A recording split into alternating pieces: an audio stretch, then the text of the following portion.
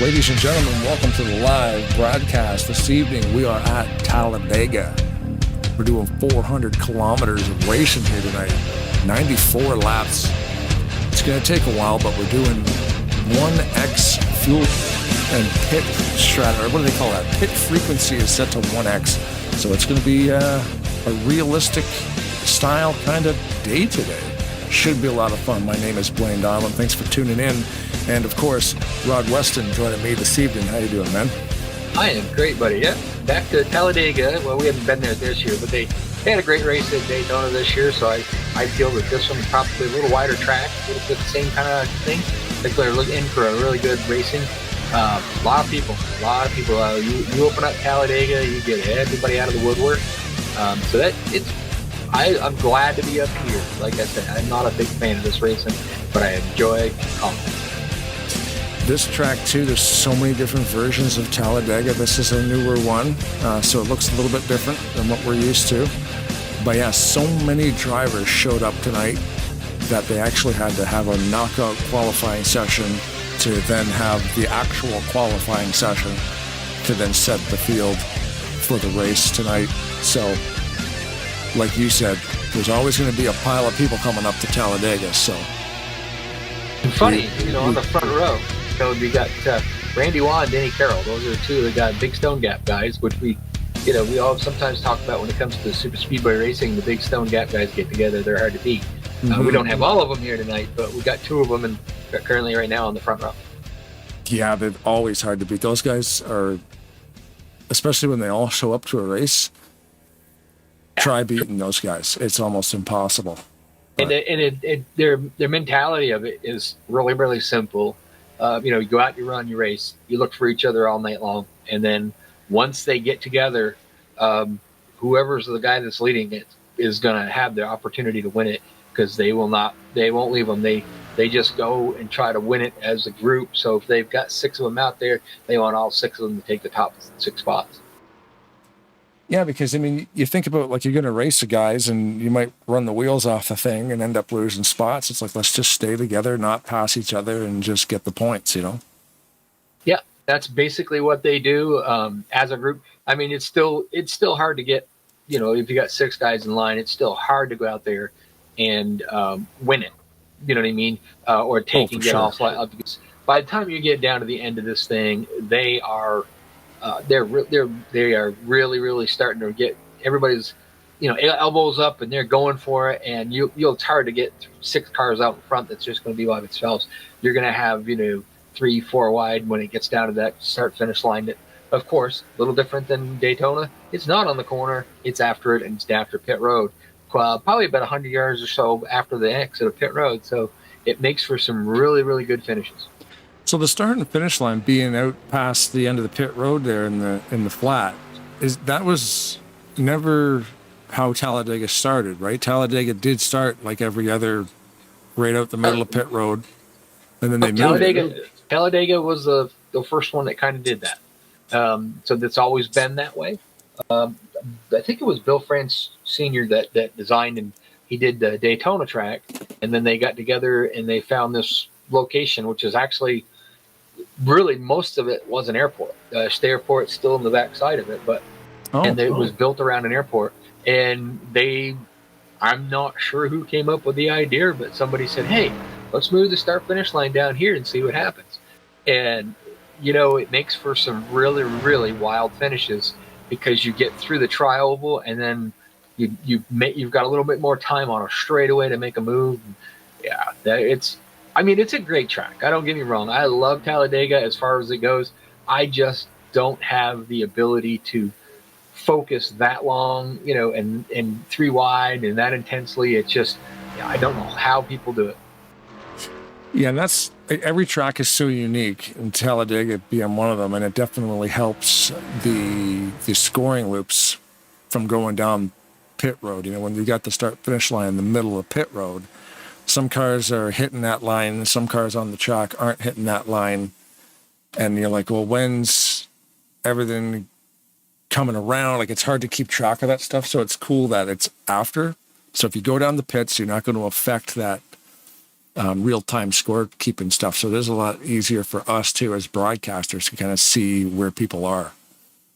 Yeah, and you'll see a lot of people. What's kind of neat about how that does that. So there's a lot of tracks that if people will go and you want to, you're in the points. You're running the whole season. You'd like to win the championship. So every chance and opportunity you get, you'll try to get at least lead a lap. That's 5 extra bonus points. So Talladega, you can try to stay out, but if you don't beat the people that are down pit road, you don't get that 5 extra bonus points.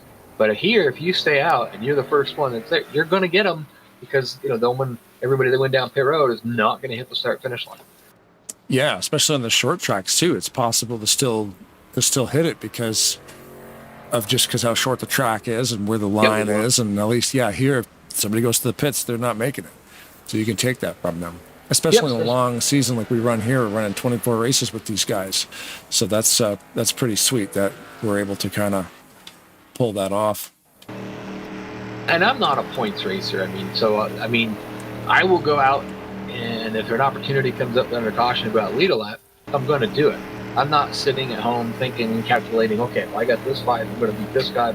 I don't know. I go out, I run, I do the best I can, and the points fall where they fall. But I always like to take an opportunity if you can do it, especially, I'm not one of these people, especially at Talladega, that likes to run up front. Like you'd rather run up front, being part of the excitement, all that. Me, I'd rather sit back, watch, wait for the big one to happen, hopefully not be part of it, and at the end of the race be there. Yeah, that's the thing. Right now, we are in practice. We had so many drivers tonight, we had to do the knockout qualify, so right now we're in practice here. Oh yeah, just a reminder there, on lap number 3, we will be taking a moment of silence, as it would have been Dale Earnhardt's birthday today. He would have been 74, was it? I think Ben told me he was going to be 74 years old today. Yep, 74. That's correct. So yeah, we'll do that on lap 3. And you think about it, how that was back in 2001 when he passed. Yeah. Unfortunately, due to the accident, and people are still remember him and still praise him, and still he's an icon. He was one of my favorite drivers. Heck of a super speedway racer. Like I say, won 10 times. Did he really? Yep. And Junior, I think, had 7 before he retired. Wow. Yeah, restrictor plate racing, for those of you who don't know what that is, they put a plate to restrict the fuel to the engine, so everybody pretty much is forced to run the same speeds, and that's why it's just these big packs of cars that are stuck together at tracks like this, because it's hard to kind of get away from everybody. But the thing with Dale Earnhardt Incorporated, somehow they knew how to pull it off. They had a good aero package. They had great motors. They had, you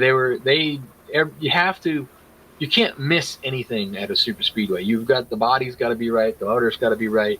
You can't have brakes drag, and you can't, you've got to make sure that everything is right and tight, and sometimes loose, just so that it doesn't drag. But they had some pretty good motors. They had it pretty well figured out. And even it was Daytona when he passed, and I remember it was wasn't it Waltrip, Junior and Senior, right? Yes. That was going to be the finishing, or it was going to be a Michael DEI podium. Michael Waltrip had something like 360 something starts without a win, and wow. He had tried, but he started out running in inferior teams, and he did do some pretty good racing.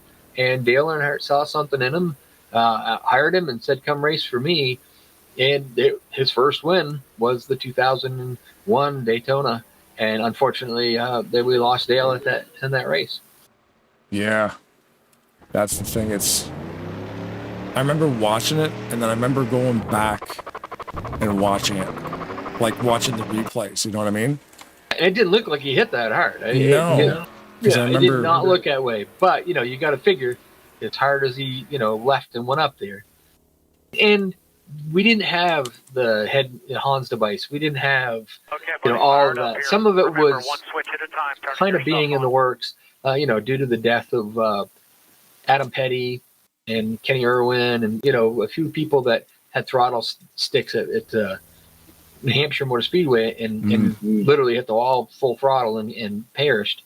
You had Jeremy, I can't think of his name now, but he was in the Army car.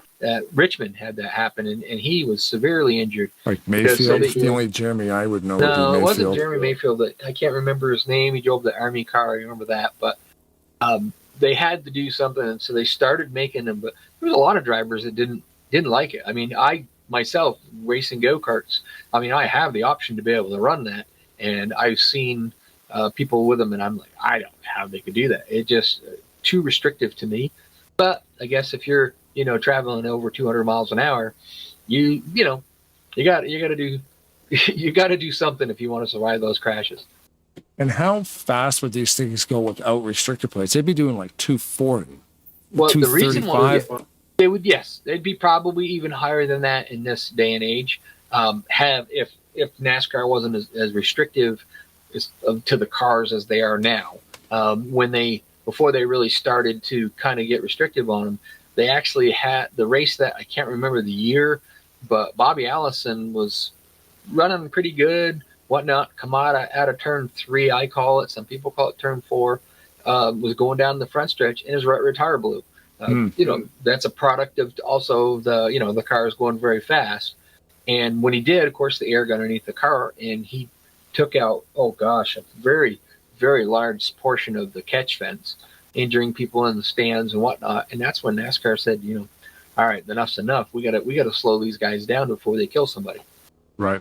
Yeah, it's all fun and games until you start losing, especially fans. They understand. I mean, you understand the risk as a fan going to a live event of any kind. But there's a point too where, like, how fast do we need to go before it's just insane? Like, you don't have to. Because I was watching the race when Dale Earnhardt died, and it's just that was restrictor plate racing. I was watching IndyCar when Greg Moore died, and he was doing like 240 mile an hour straight into a wall. And it's like, how fast do these cars need to go, man? It doesn't need to be that quick. I don't think. I mean, guys are speed junkies, right? But like, where's the sport? You're going so fast where it's almost, you're not even racing anymore. You're just trying to hold on to the car. Yeah, they had a race in '85. So Bill Elliott's team, they had Ernie Elliott building motors. They were backed by Ford. They were a really good team. They actually so for some reason, I forget the exact reason, but they went 2 laps down because of something. So they had to pit and ended up going 2 laps down. And he drove through the field to pass to get 1 lap down, back around through the field again to get his lap back on lead lap, and then turned around and drove through the field and left them. So wow. Yeah. What a lot of what the rumors are speculating is that the car is actually probably about 4 or 5 inches narrower than it was supposed to be. So aerodynamically, it was quicker, and they had great motors, and so they didn't back then. Yes, they had the drafting a little bit, and then they had the slingshot move, but they didn't really have where the restrictor plates come in, where the really big pack racing and then the bumping, and then of course they got into the tandem drafting, which NASCAR started trying to do stuff to get rid of. But it did change. A lot of the restrictor plate changed the way the racing is on the super speedways. Right. And then some of the, I mean, obviously Talladega's had some great races. I've watched them live. I used to watch a lot of NASCAR. But, the short tracks, same thing, some great racing. So you've got a 2.66 mile monster like Talladega. That's the longest, one of the biggest speedways in NASCAR. It's technically not the longest track. I think that would be Circuit of the Americas is like 3.5. Yeah, but probably. That's a circuit. It's not a oval. So yeah, if you really want to get technically, the longest one was the Nürburgring, which is over 13 miles. But NASCAR never raced there, right? No. No. That's crazy. That's a crazy one. Yeah, like a super speedway being like 2.66. It's crazy, fast, wide, gigantic track, and fast. That's the thing. Looks like we're moving into happy hour now. And they just got done qualifying this time for the race. And of course, the other stuff was they had 2 servers up for knockout. We were talking about some of the guys that made it in. Jessica Selden driving a really, really cool tribute car. We're going to show that a little later on tonight. actually takes the pole. That's pretty cool. Michael That's Norman very there. cool. Yep, Michael Norman in the 22. That's Seth's other cohort on broadcasting over to the Flat Out Network. I don't know. I haven't really looked around to see if we've seen Seth here tonight. I'm pretty sure he is. He's got to be out here somewhere. Who's that driving around the infield? Austin LaPlante is on the wrong side of the wall. He's just getting practice up to get down there on Victory Lane. Yeah, that's what he's doing. Excedrin car tonight. I'm not a big fan of the red. That just never been my favorite color, but that actually looks pretty sharp looking ride he's got tonight. So do you think Austin LaPlante just may have jinxed himself by going into Victory Lane there and taking some pictures before the race even started? Maybe. I guess confidence is very sexy. I mean, I don't know. If he doesn't find his way back onto the racing surface, he's actually going to get disqualified from happy hour. That could happen. Yeah. If the car automatically, if it all of a sudden disappears, he'll be black flagged and removed from happy hour for dangerous driving. Oh, he just ran over some spectators. They'll be all right, though. He's doing a little adventuring. Yeah, he's checking out some of these RBs and Winnebagos. There, he's gone. So he's probably gone for good. Let's see if the 010 is out here right now. No, she is not. But we will focus on Jessica's car. It's a cool custom paint scheme being run tonight. Is it only going to be run this one time? I'm not 100% sure. The whole story behind how it happened is we were getting ready to do a live race. One of the ones we did that I don't believe was at Maverick, and she came in and started talking to me about some stuff and whatever, and we had a good conversation. And she didn't realize that I'd raced for real and whatever, so the conversation one led to the other. And I told her, I've got a teammate that races, and she's 15 years old. She just turned 15, and she's been racing for the last 2 years. She's won a race every year. She's finished second in the championship every year, and she's doing a heck of a job. And Jessica was like, that's very, very cool. I like that. So she wanted to do something special for Josie, so that she had something made up, and I think it came out beautiful. Yeah, once she gets on the track, we'll definitely check it out. Right now, we're locked on to, again, this is just practice before the race. We're just warming up for another couple of minutes. This is Garland Oaks in the 67. He actually sponsored the race this evening.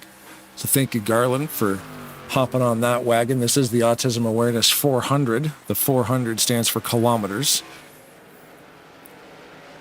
And what is it? There's a long title for this race.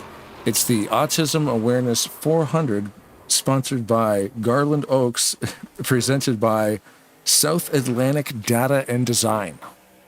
That is a mouthful, and I had to write it down, so I had to read that word for word, verbatim. But yeah, thank you, Garland, and the Snyders. Thank you as well, because they got a freebie this week, because he flipped the bill. That I just noticed that Javier Negron is on the YouTube chat, and couldn't make it tonight, unfortunately. So he was giving a shout out to Team Wrecking Ball and tell him have good luck tonight. Cool. Currently focused there on Gustavo Carrillo. I like that car, Sunny D, number 47. Yeah, I always like that. And I'm not a big fan of Wreck House, but I always like those cars. Some of those cars are pretty cool looking. Yeah, the vibrant, simplistic designs, but sometimes they're the coolest ones. The color choices. And who doesn't like a bottle of Sunny D? This segment brought to you in part by Sunny D. Input code number 47 at checkout to save 47% off your next order. Gustavo Carrillo. Just got the information from Benjamin that we have 32 people from the United States here tonight. 2 from Argentina, 2 from Colombia, 1 is from Australia, 1 is from Brazil, Ecuador, and then Peru. That's pretty vast amount of people from different places. Holy moly! Yeah, really. That's he says that, man. That's how many countries was that? Like 7 or 8? You just said. I think it was 8. Yikes! And then one car that we haven't seen really for quite a while. We got Perry Bond is out tonight. I know he's one of these people that when you start talking Talladega, he comes out of the woodwork. I raced with him many a times over to Talladega nights. He was a regular over there. A really good draft driver. It's actually somebody, if you see him in your rearview mirror, you want him there. He is a great pusher. Yeah. Yeah, Perry's always good to be around. Like, there's certain guys that are a little bit frantic sometimes. I mean, you just get used to different people's driving styles, right? But Yep. Perry's always been super smooth. Very, very. I have like a said, similar style, you know, like if somebody caught me, I'll just kind of let them go. And, you know, but other guys are a little bit more aggressive. Oh, there's John Godfrey. The 7-Eleven. He made the race this evening. He's running the same car he ran Sunday night, yeah. On Sunday. Yeah, the old Hubba Bubba car. Yep. Had to rebrand it a little bit with some different contingencies because they're now in the Maverick series, and it won't pass the template inspection. Ben Snyder will come to your house and personally delete your game if you do not comply to Maverick specifications. Okay, buddy, fired up here. Remember, Looks like we are getting ready to go green, and as always, every week we have a special Grand Marshal for this evening. Michael Klein from the ARCA Maynard series will give the call tonight. Okay, buddy, fired up here. So I'm just Remember, gonna one switch at a time, turning your stuff on. we'll wait for this race to get these guys to get all graded up here, then we'll fire up the video. And thank you to Michael Klein for sending in this video. Always super cool to have a real life. Well, I mean, I'm talking to one right now, Rod Weston, but like real life drivers lending the hand to the broadcast is always super cool. Actually, a computer program that just programmed to talk to you. Yeah, exactly. Well, let's send it off to Michael. Drivers, start your engines.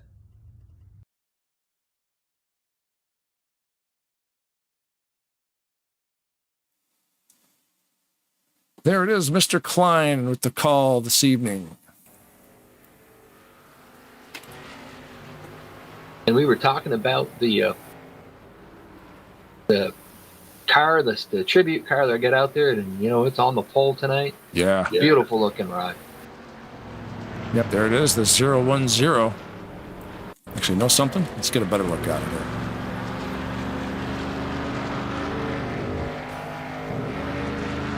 There's the button. Get rid of that. Okay. Let's take a look around this thing. Oh, it's even got Josie's name on the top of it. Yeah. It's an exact replica, basically, of what she runs in a senior outlaw division. The numbers, the design, and everything is pretty close to what her cart looks like. Obviously, the numbers are different. Jessica's got her own number, but right. She wanted to do a tribute to it. Hopefully, Sonia likes it. You see the bumper? Yeah. Always beat Rod. So believe it or not, that is inside the cart on the front, the left side panel. It says right on it, "Always beat Rod." Oh, cool. Yeah. Because you own the car, or you built the car, or no. whatever? Sonia owns it. Her daughter drives it. We became friends through the racing community, and we race against each other. We park next to each other. I work on her car all the time. I've got her brand new tires out here, all mounted up. Cool. Our division, we just work together. We got a new kid that just started this year. We've already told him, hey, you need anything, whatever, help, whatnot, come ask. We like to race. We race hard. We have fun, and it's a good time. Jocelyn May Cross. Yep. Also known as Josie. So what number does she run? She runs 21. Okay, cool. Yeah, we're just sounds like we're getting ready to rock and roll here. Yeah. Keep in mind, at the beginning of lap number 3, we will go silent for one full lap here.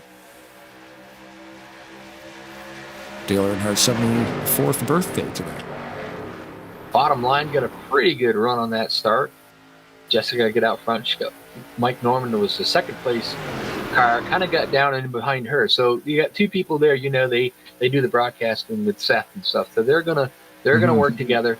Ulysses Sandoval back there. He is another one. Randy Waugh. I mean, you go down through this list, there's a lot of guys that are really, really good super speedway racers. Most of them qualified. I mean, everybody had to qualify for this race, except I'm not sure how many people get locked in to start. I'm guessing around 25.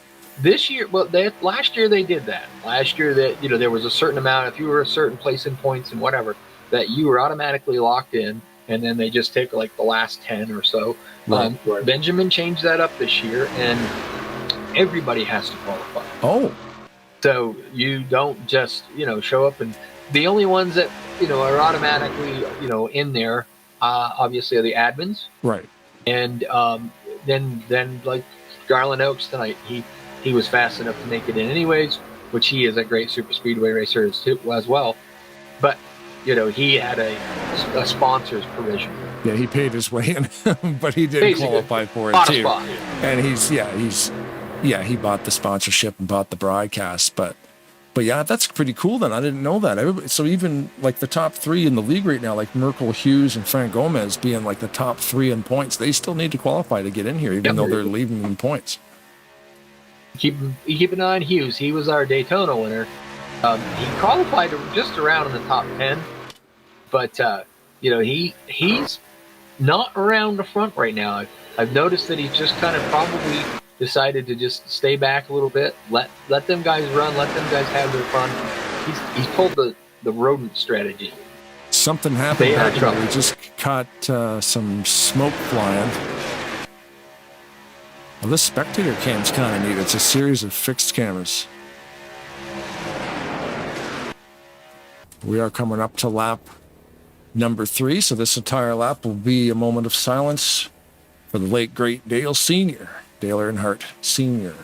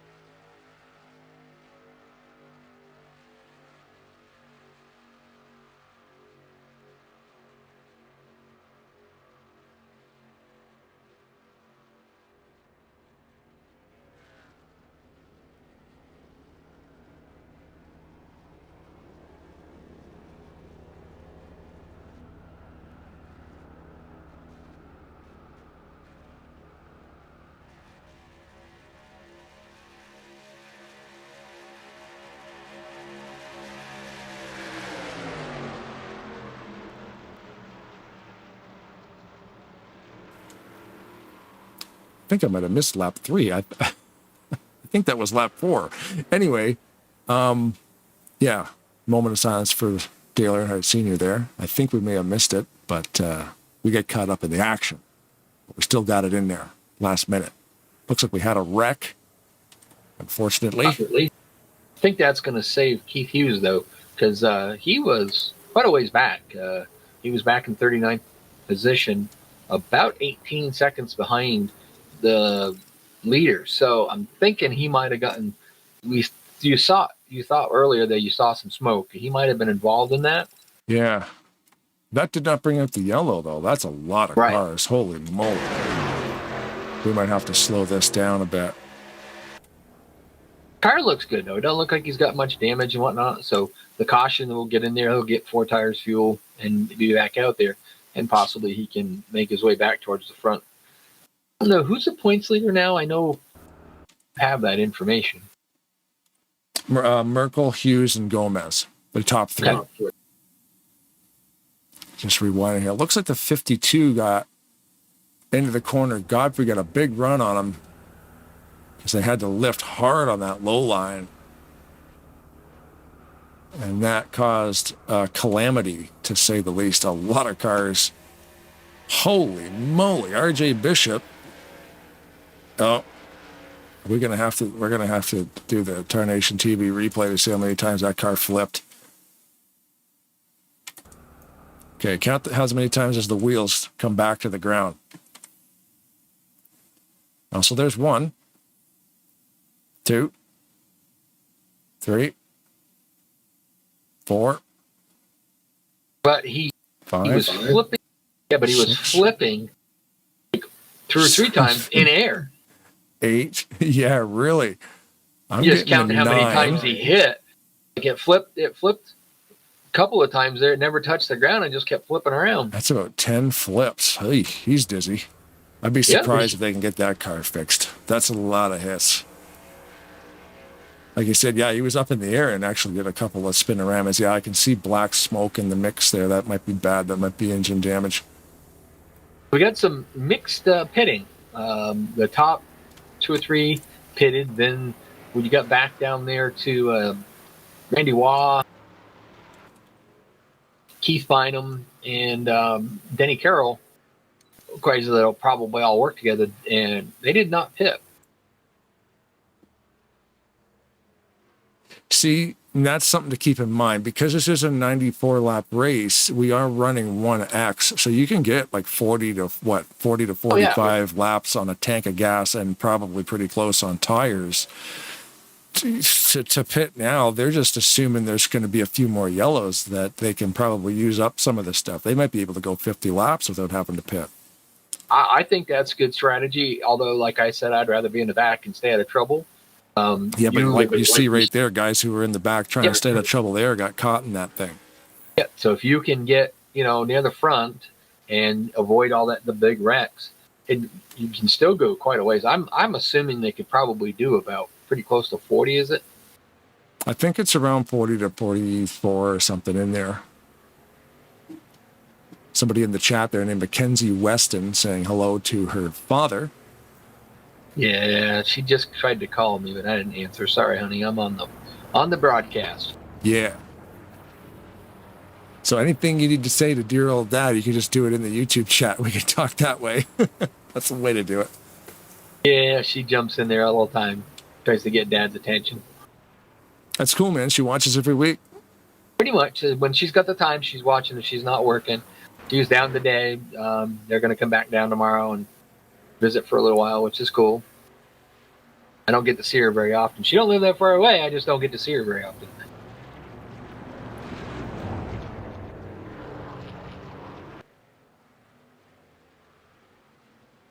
Lights Kind of on figure. the pace car are off, so we will be going green next time around. Sorry. No, you're good. I was just trying to figure where I believe it was Michael Norman that came out. It was the first car that pitted. Him and Jessica Sheldon are back in about 15th, 16th position. They're the first ones that pitted and took fuel, probably at least right side tires. So it'd be, are they at a big advantage? Well, where they're an advantage is, well, what happens if it goes green, and then everybody comes in on the green flag pit stops. Hopefully their strategy is they'll start to pit, something will happen. We'll get the pit under yellow, and that's a big advantage. Yeah. Notice a lot of Toyotas out here tonight. Oh yeah. Yeah.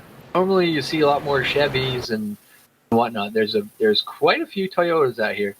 A few Fords, there's 2 Kias. Honda. Kias. We got some Kias. Yeah, the Snyder family runs Kias. Oh, they do, yes. I always want a Honda. One Honda, that's Keith Hughes. Yeah, I'll run the Honda every time. If there's a template, I'll make a Honda. Randy Waugh, restarting this race on the beginning of lap number 8. I apologize to Ben if we missed lap 3. We did the moment of silence, but I think I did it a lap late, but I don't know how that happened. Well, yes, I did. I can't count. Yeah. So one of the cool features of this track that's a little different, and it's caught me a little bit just on the replays and stuff, is that the front stretch or the tri-oval is all shaded. Yeah. But it's neat, but it's kind of weird. It gets kind of dark there. I don't know about McIntyre being down there. That might cause a I problem. was just going to say that. I think he's just trying to get away from all the front of it and just get to the back. But that's not through the corners is not a good way to do it. You know what, though? He did an awesome job because I wasn't sure about that. He went down there. I thought he went down there a little bit too late, that he wasn't going to be able to make it stick, but he knew what he was doing. He made it stick. I just happened to take a glance back to see how Jessica Shelton was doing. Currently running about 13. She's working her way back up through. Her and Michael Norman they were side by side for a little bit. Now they're gut nose to tail with Adam Cole in the middle of them. Just kind of curious to see how they go. Oh, we got a little episode on the back straight. I see the 72. I see Benjamin Snyder's involved in it. Yep, 72 Snyder, the 042 of Guillermo Sanchez. I just barely caught it out of the corner there. That's the hard thing is once cars start spinning, sometimes, so depending on what view they drive to. So there's a lot of different ways you can race this game. Yep. Depending on what some of the leagues allow. You got the front bumper, you got the roof cam, you got the rear chase, you got far chase, and then you got the cockpit. So if you're in the cockpit, that's me. I'm a driver. I'm always in the cockpit. It's hard to see through the cars. So when stuff like that happens, usually what you do is you see smoke, but you lift. The guy behind you, he might not be able to see it, and that's usually what happens is you get tagged. Just they can't see through this. They can't find out. They don't know what's going on in front. Well, that's a good segue to this too. Like I can see in the cockpit here of Sanchez. I don't know if he drives in the cockpit or not, but right there, like you really can't see much. No. Cockpit. What's weird about it is being in the cockpit is you get more of a feel of the car. Yeah. So it's a lot more fun, but here I always ride roof. When I race online, I got to go roof because I got to see, well, I can show you. It's at Talladega at Daytona. Unfortunately, I had to go to the roof. Yeah. Just a wider angle, less obstructions. You can see over the cars. I've got to think, gotten my super speedway driving is better. I'm still not, nowhere near, Garland Oaks and Perry Bond and Randy Waugh and Denny Carroll, them guys. I'm sure there's other guys that I don't be Keith Hughes. I don't make it be offensive. I just don't know these guys well enough to know who the super speedway ringers are. But I've gotten better because of Jeffrey Elliott and Chris Elliott, which are guys that ran Talladega Nights, and that was one of the things. They got me up on the roof. Don't like it, but super speedway racing is definitely a lot better. Oh yeah, you definitely need it. When you're bump dropping like that and you're in the cockpit, you literally cannot see anything. Yeah, and there's guys out there that run cockpit where they also have the 3 monitors, which I always wanted to do, but that makes it so you can actually just look left and right and see what's going on without having to use your look buttons. Because I have a couple of left and right look buttons when I'm in the cockpit. Yeah, but that really messes me up whenever you do the left and right look buttons. I've got them set up, but I never use them because all of a sudden your screen is looking sideways and you don't know what's going on in front of you. Yeah, I'll use them in the pits. But again, I'm usually on the roof, so you can't. And the neat one is the virtual goggles. So yes, I saw that somebody did a VR mod for this thing. So it's for like iRacing, it's a plug and play pretty much. You just got to go into iRacing and say, I want to do it. I want to do the VR. Boom, you're done. It works. There was a little bit of witchcraft, I would say, that's involved to make it work into this game. But with the iRacing, it is set up for it. So you know what I mean? You just click on a thing and you're in VR. This one is not. So when you use your buttons to look left and right, you can only see 3/4 of the window net or 3/4 of the window. When you go 3 monitors, you can actually see behind the B pillars. That's just the one thing. But with VR, you get to a certain point and it's black. Oh, okay. Yeah, it's a little different. Like there's no data. Yeah. Yeah. It was built before VR was even thought of. Right. So you're saving horsepower in your computer by just not having to draw certain things. Right. Yeah, because it's not so much that they're not drawing things, it's things that there's no way in the game that you can actually, other than like your tool that you use to drive, roll around in your little drone. Yeah.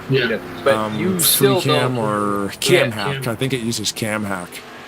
but you still can't you can't go in the cockpit and turn and see that, because you're not in that world. You're outside that world looking all around. But the game just there's never a reason to have anything there, because there's really no way you're ever going to get there. Right. But so far, for Randy Waugh and Denny Carroll, they are the 1 and 2. Randy Waugh being the leader. It's paid off for them guys to stay up there. They're not in any trouble. In the YouTube chat, we got Big Mike Betzler from our Driver Start Your Engines there last week. Oh, very cool. Yeah, that was very cool. Thanks again, Big Mike, for sending that in. Ben is able to wrangle all these people to do the Start Your Engine stuff. It's pretty neat to see all the different submissions we get for these things. Currently, we're getting ready with the pace car lights are off. We got Randy Waugh, Denny Carroll, we got Ryzen Baker. I hope I said that right. Yep. Josh Mercurio.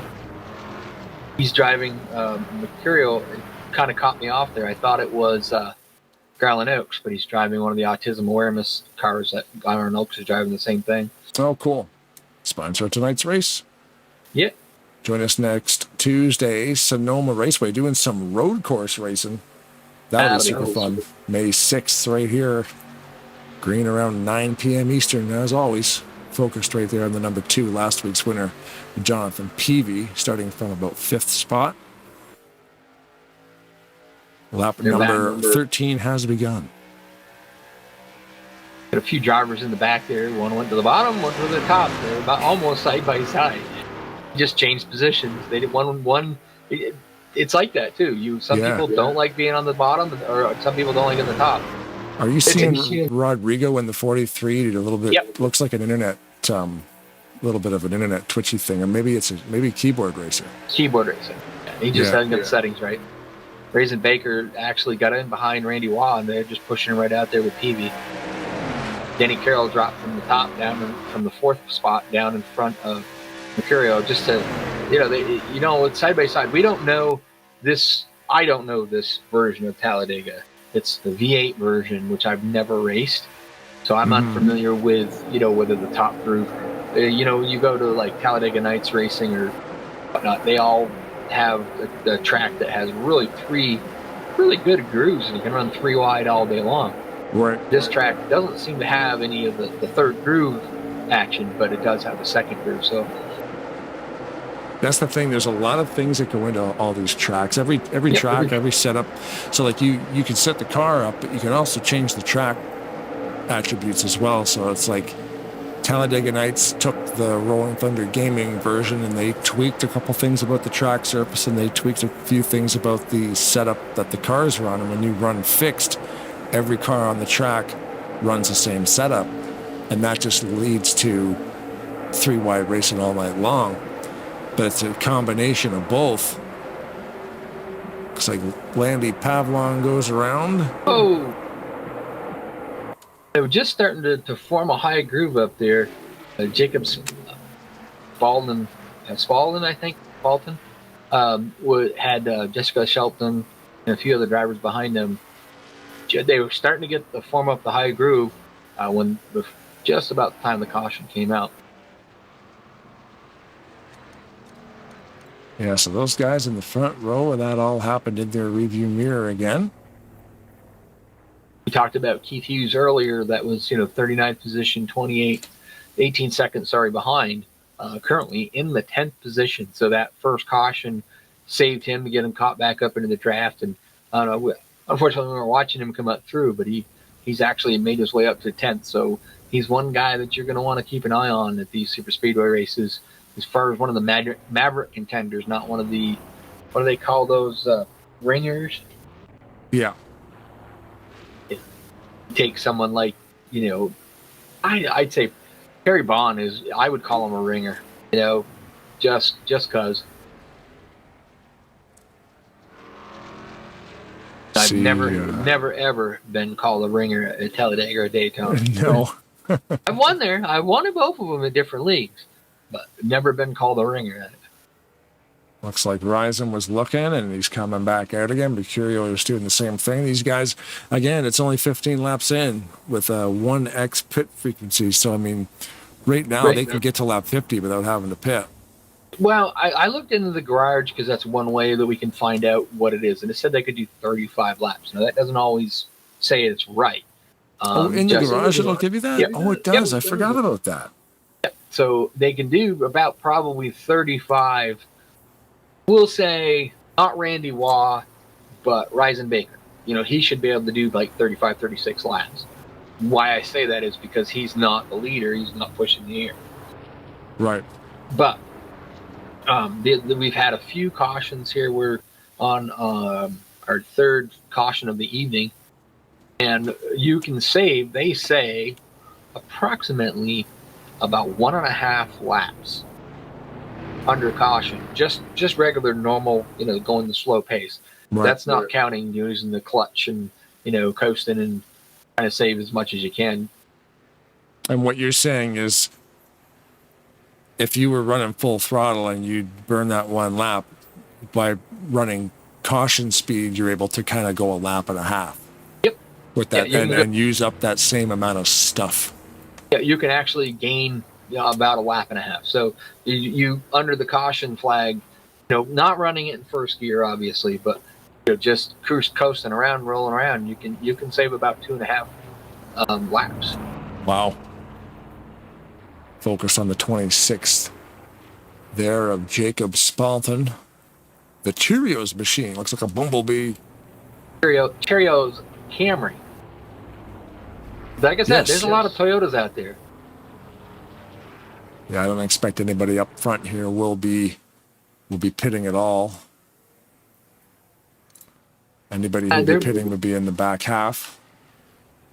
I would say they're mostly kind of halfway through a run almost, give or take. You know, so, and plus they've done a few under cautions. They might be waiting just for the, you know, right moment. That where it comes into an issue is just basically, should all of a sudden we got a green flag run and they got to do, you know, a green flag stop, and the people that pitting now can go, you know, 36 or so laps. Yeah.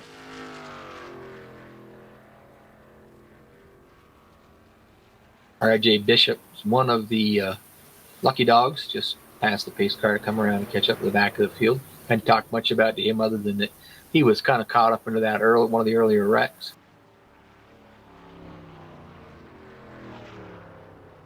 This track is pretty cool. I'm just scanning around here in drone mode. A lot of neat little additions. Every time I film something for the game, I use this version of Talladega because it's got the great big Talladega flag in the back there. I think this is the one that I use. No, I don't actually. I use one called Talladega 2023. That's the one that I use. It's got the big Talladega flag. We saw Sunday there that like John Godfrey did all the work onto that track for the end gun violence for Canon there, and I mean he did even though you went around, I don't think you found everything. I don't think so. I mean there was so many nuggets around there, and a lot of these leagues are doing that. They're putting their own, you know, like we see Maverick down there on the grass. They're making it just, you know, making their own a little bit. Yeah. And that track that Godfrey retextured last Sunday was Michigan. Yep. But that was a neat, I tell you, it was a really neat cause. Brian Wolf did a really, really good job on that. And I said, he kept us not having to talk all night too, because he was going pretty good. Yeah, when he wants a special event, he takes a lot of the load. Like he did a lot of the videos for me, and he did a lot of the talking in the pre-race. It's super cool. You see, they've got the 063 of Keith Bynum in the hubcap Annie car coming out tonight.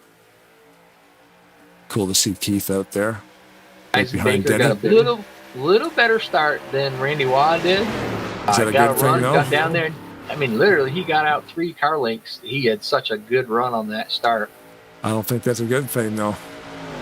Not necessarily. It all depends on how it goes. So right now, we're Denny Carroll's and the other guys up in that top groove, keeping the bottom groove from being able to move. not going to be a bad thing for him, because once they get to him, they have to either push him or they can't go anywhere. So he's actually going to be all right. Yep. Denny decided to abandon Keith and get in front of Randy, but we kind of saw that coming because those guys are teammates, the 21 and the 41. Bynum there on the outside. He didn't, he can't get down there. He's got Jessica Shelton, and I think that's Keith Hughes back there in the third car back on the outside line. I get to see if this outside line can do something. Keith Bynum's a pretty good speedway racer as well. I would think there's too many of them out here that aren't, other than us. I mean, you might be a good speedway. I know I'm not. Yeah, I wouldn't say I'm really good at it, but I have a lot of fun. And that's all that matters, right? Yep. I have a lot of fun too at Martinsville. Nobody else usually does. Nobody seems to like Martinsville. I haven't raced Martinsville in so long, it would be fun to get out there with you. Follow you around and show me some stuff. If we did Ryan my setup, you would learn how to spin a car out. Oh, yeah? Oh, you're saying, too, you run a wicked deep 58 rear brake bias. 59% rear brake bias. Jonathan Peavy's up there in the 4th position on the inside groovy. Had 4th in the last time by the way. To me, granted the first 4 cars are really, really tucked in, keeping that momentum going. They're not pulling out. They're just staying right in line, and they're getting a little bit better run. Now maybe it could be a product of that. It could be a product of just the track has got a little better bottom groove. But you start looking back there with Keith Bynum, you got Jessica Shelton back there. Yep. They're not really forming up well. Adam Cole behind them. They're not staying in line. They're kind of zigging zagging a little bit, and they just started doing it now. We got Keith Hughes on the high side. Now they're starting to form up a little bit and starting to make up a little ground. But see, like you said, they're not tight with each other either, though. That's the problem. They're not taking advantage of the bump draft out here because there's gaps. And they get them tightened up near the end of the straight, you run out of time. I see that top groove started to get the momentum up, so Jonathan Peavy came up in front of Keith Hughes there, which was, it's a good way. He see the momentum coming. He figured that would be the best way to get him up near the front. I remember, too, a lot of cars up the front here in the top 10. A couple of guys have put it a few times, but we still have the 47 of Carrillo, Carnby Edward, who's driving for Zach, I believe. Ben was telling me Carnby Edward is the super sub. He's driven 3 different cars in the first 4 or 5 races of the season. He has not pit. Who else hasn't pit? Noah Wetzel in the 49, Dylan Young in the 42, Adam Cole in the 69, Keith in the 063, Jacob Spalton in the 26, Keith Hughes in the 82, Jonathan Peavy, Josh Mercurio, and Denny Carroll have not. Let me see. No, Keith Hughes has pit, actually.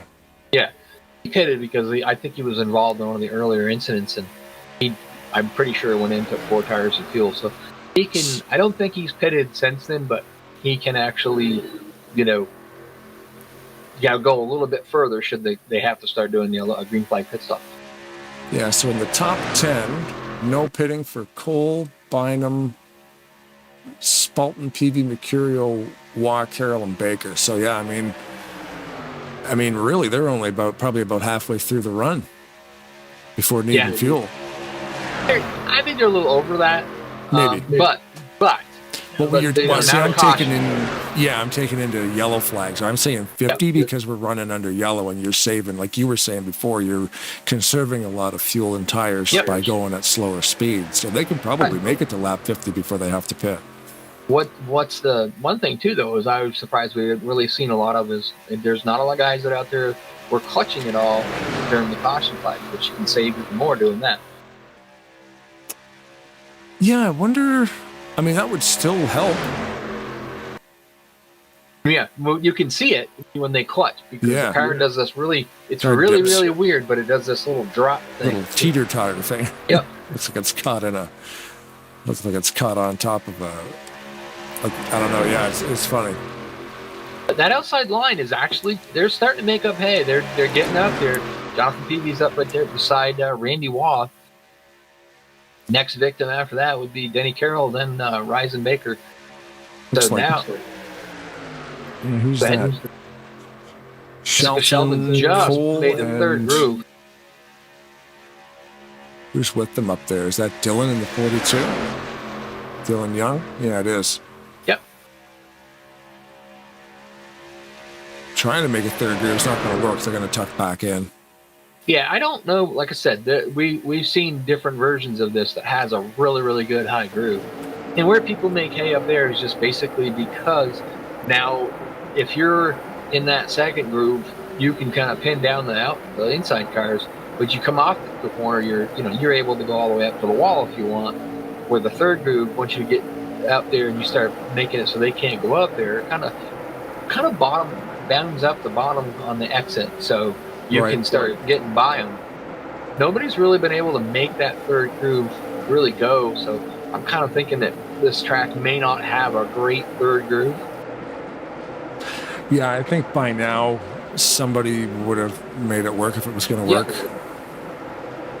Talladega TR is a great two groove racetrack, but it does not have a third groove. Right. So I mean, it makes sense. They got all the way up almost to the back of Danny Carroll's car, but they started to get a little. I really think that the guys in the bottom just kind of tightened up a little bit, started running a little bit more tighter line, and started pulling away again. Ryzen Baker's been leading here for a little bit. He has led at 9 laps. Yeah, when he got out there, he only had about 1 or 2 leads, so now that'll be 10 right there.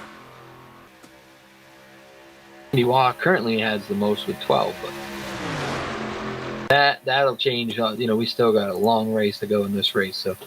Yep.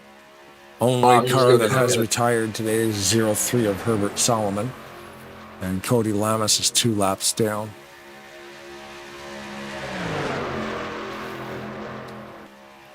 Give the props to Jonathan Peavy, though. He has been really, really trying to make that outside work.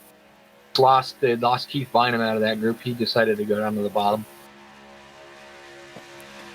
Cars that have not pit, most of them are in the front. I noticed actually Elliott Small in the 10 has not pit, and he's running in 30th.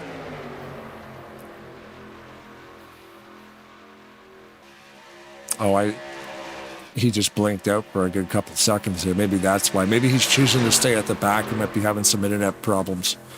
Yeah, he might have lost laps. That's a thing that happens in this. You cross the start-finish line and you lag out just for a little bit, you can lose a lap. Oh, yeah, because it'll think that you're still on lap 7 or whatever, and you got to go all the way around again. You basically didn't hit the scoring loop, so it doesn't count it. Right, see, so he's blinking, so maybe that's why. He's just staying out of the pack because he might not have a stable connection. So Jonathan Peavy and Keith Hughes are on the high side there.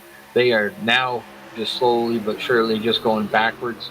Everybody kind of left them out to hang, and they went to the bottom, and they're going to, until they get some more help, they're going to be just going backwards.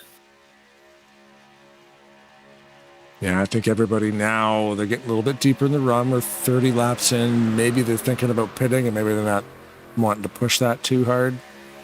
Plus, they're probably doing some math, too, because, we're thinking, okay, maybe with all the yellows we've only had a couple.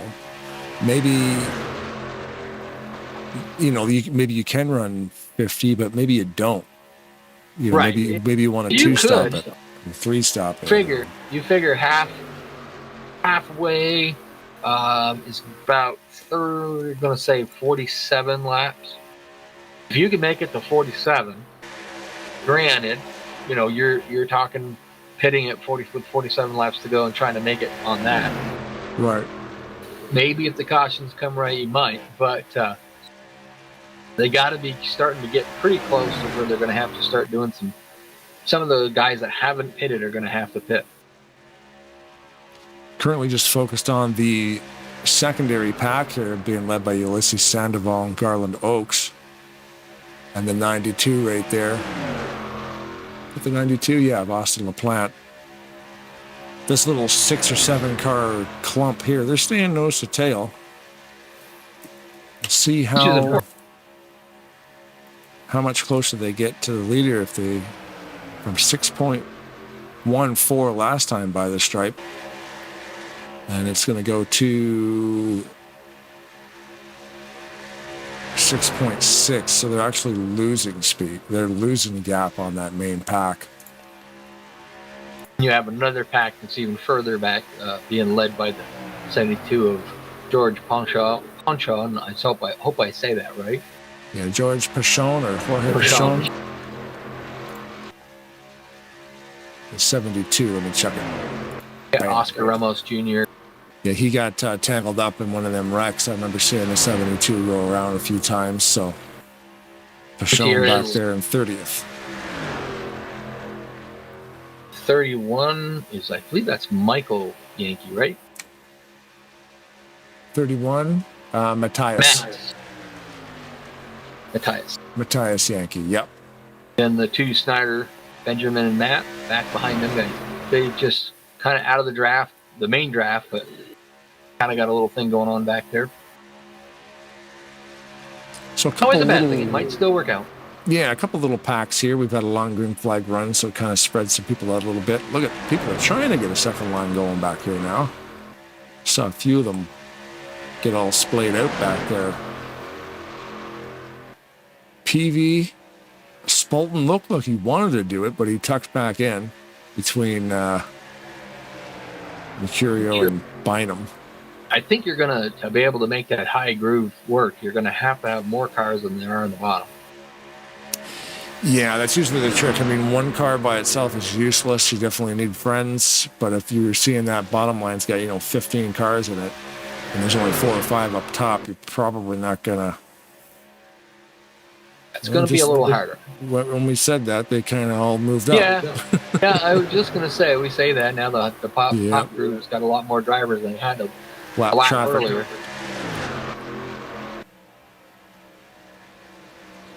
We've got the 042 of Guillermo Sanchez. That's the thing that makes it hard is for, whatever reason you lose the draft, it doesn't take long before they overtake you. Yeah. He's doing the right thing, though. He just moved over to the right. This track's 6 lanes wide anyway, so there's lots of room to go around, especially in that part of the track, too, right in that tri-oval. Ryzen Baker's currently led 16 laps. Got Danny Carroll, Randy Waller behind him. Nice. Josh McCurry on the inside. Looks like PB's out there on the outside with Jessica Shelton, Adam Cole, and I missed the next car there.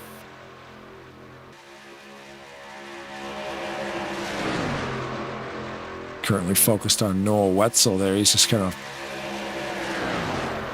looking for what line he wants to stay in. He got Perry Bond up to his right there. He can really go anywhere he wants. He's got space to go to high or low. Choosing to stay low and tuck him behind the 22. Your favorite impression there? I couldn't see the car, by the way the cars were, but it was the 24 of Jack Merkel.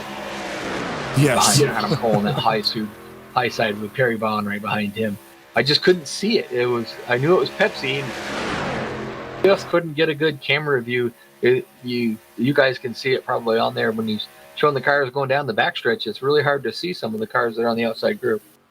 So the 24 that Merkel's driving right now, is that not a Gordon paint scheme?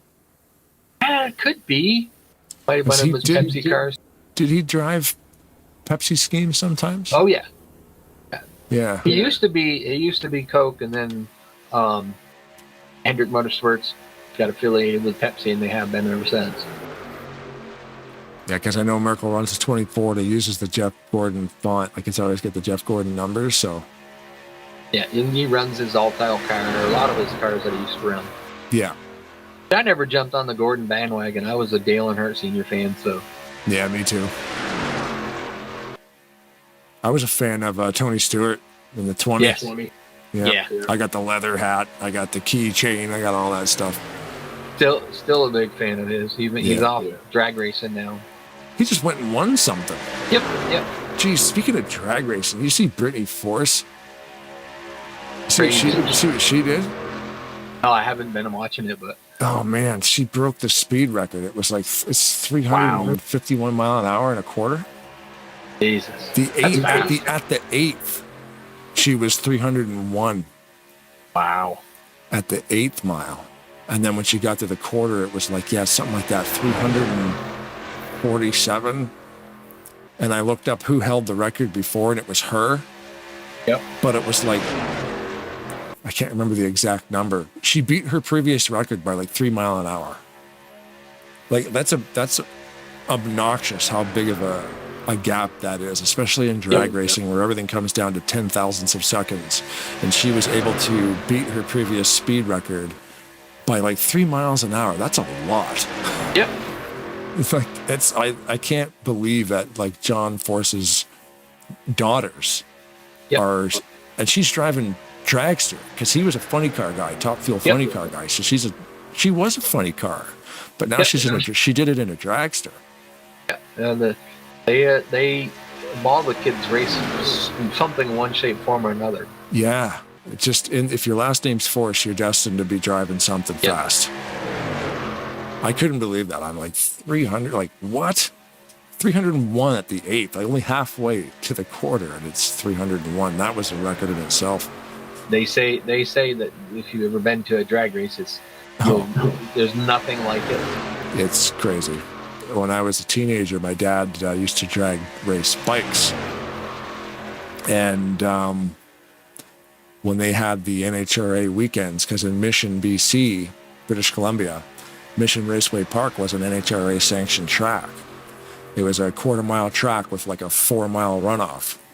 So they could have the big dogs come down. And those Top Fuel races, man, like when you're standing there, your heart stops. Yeah, that's what they say. When they go yellow green and the noise that comes out of those things, you're just like, oh, it's like you just can't even fathom how fast they go, man. It's then insane. You go to their pits afterwards and they pull the whole motor down and rebuild the whole darn thing. Every time. It's like nothing. And it's and the smell, like that Top Fuel, like when they would have the NHRA events, the Top Fuel, the smell is just so cool. We're on lap 39. Yeah. So we've still got 1, 2, 3, 4, 5, 6, 7, 8. We still got a good almost dozen guys out here who have not pit yet. I was focused on PTs just to see how he was doing. He was currently running in about the 10th position. The outside group kind of just faded away. But now we're 40 laps into this. We know there's some people that are going to need to come down pit road here relatively soon. Hey, Dad, Mackenzie's in the YouTube chat having a whole conversation with you, buddy. I'm sorry. I just saw that the drivers are starting to do their pit stops. Yep, I'm keeping an eye on that front row. So Ryzen's going down there. Peavy's with them. I'd expect that Denny Carroll and Randy Waugh is going to have to do something. Yeah, they'll be going together 100%. They'll be on isolated chat with each other, figuring this out. So 40, it still ended up being lap 40. I was surprised with all those yellow flag laps that we were running that they wouldn't get a little bit farther than 40. Looks like you're going to have U-Man, UAC Sandoval, Matt McIntyre, 86, sorry, Bynum, Merkel, all coming down pit road this time. So you got Randy Waugh, Danny Carroll, all of the guys that had not pitted yet pretty much come down together. Yep. Be interesting to see what they take for tires. We'll watch. We're locked on to Waugh right now. Whoa. The 86 of Mercurio made that happen. Yowza. Late braking. I tell you, I've always talked about how that can really make up time coming in. Lefts. Watt took left. Left sides Jessica only. Shelton, Michael Norman, they all took rights. With Denny Carroll and the rest of them did. They only took 2 tires. So, ladies and gentlemen, that is how you do green flag pit right there. And what Denny Carroll was the first car to make it off the pit road, so he's going to be the lead car out of that group. And what a phenomenal camera package that turned out being. I've actually never done that before. That worked out very well. I got drone cam locked down to the 21. We follow them right in and out of there. Flawless pit stop, gentlemen. Let's get back to the other side of pit lane here, see who anybody else is coming. So Hughes in the 82. These guys should be coming down, or have they already?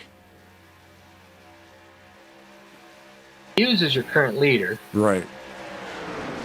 So they pitted earlier, so they may be able to go. I don't know how many, but if they can go another 10 or so laps, they're going to stay out and go as long as they can. They've got all these cars right now a lap down. Yeah, we've got multiple packs out here, and I'm thinking we're done the pit cycle because I was just looking at the pit entrance, and it appears that nobody else is coming down here. So, focus on Merkel and 21st there, right in the middle of these guys. Mercurio and Denny Carroll 19th. The 18 moves out of the way. You got the 18 of Young. Trey Kinsey. Young, that's basically just in front of Keith Hughes. Heath Hughes pushing him. They're about to put Alessia Sandoval a lap down. Yep.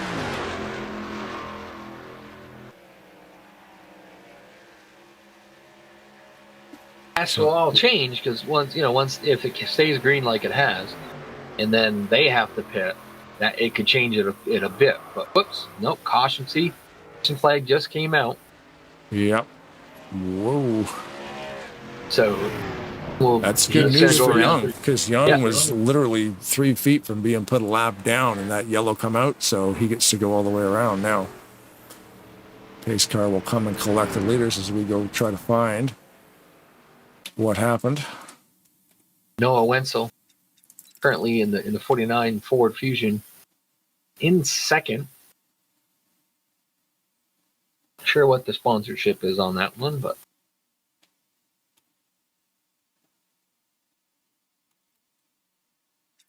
it looks like Shelton may have gotten tangled in that. Oh, there's not a whole lot of room out there. They actually were door slamming each other coming through. Yeah, the 10 got in. Who's that right there? The 10 of Elliott Small got into Spalton. Yeah.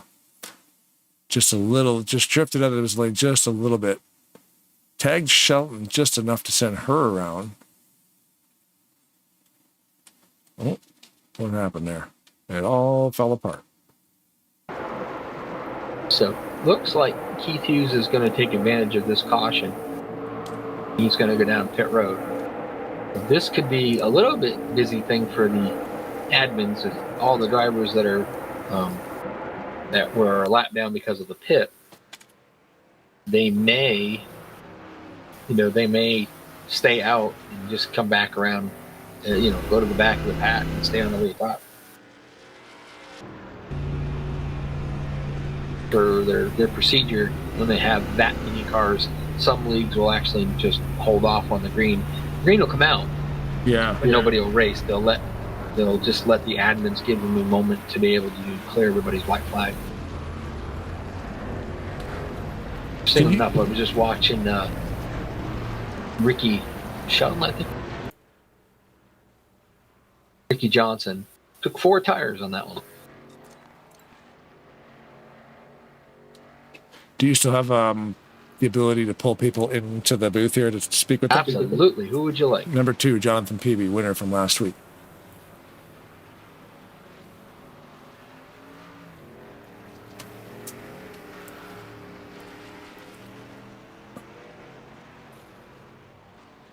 Had to find him. We found him. Jonathan Peavy live on Tarnation TV. You got me, buddy? Yes, sir. Yeah, man. So you win here last week. Currently, obviously, it's a pit cycle, so we're showing you right now on 24th. But what's the fuel window looking like? Because we were kind of thinking it was around 40.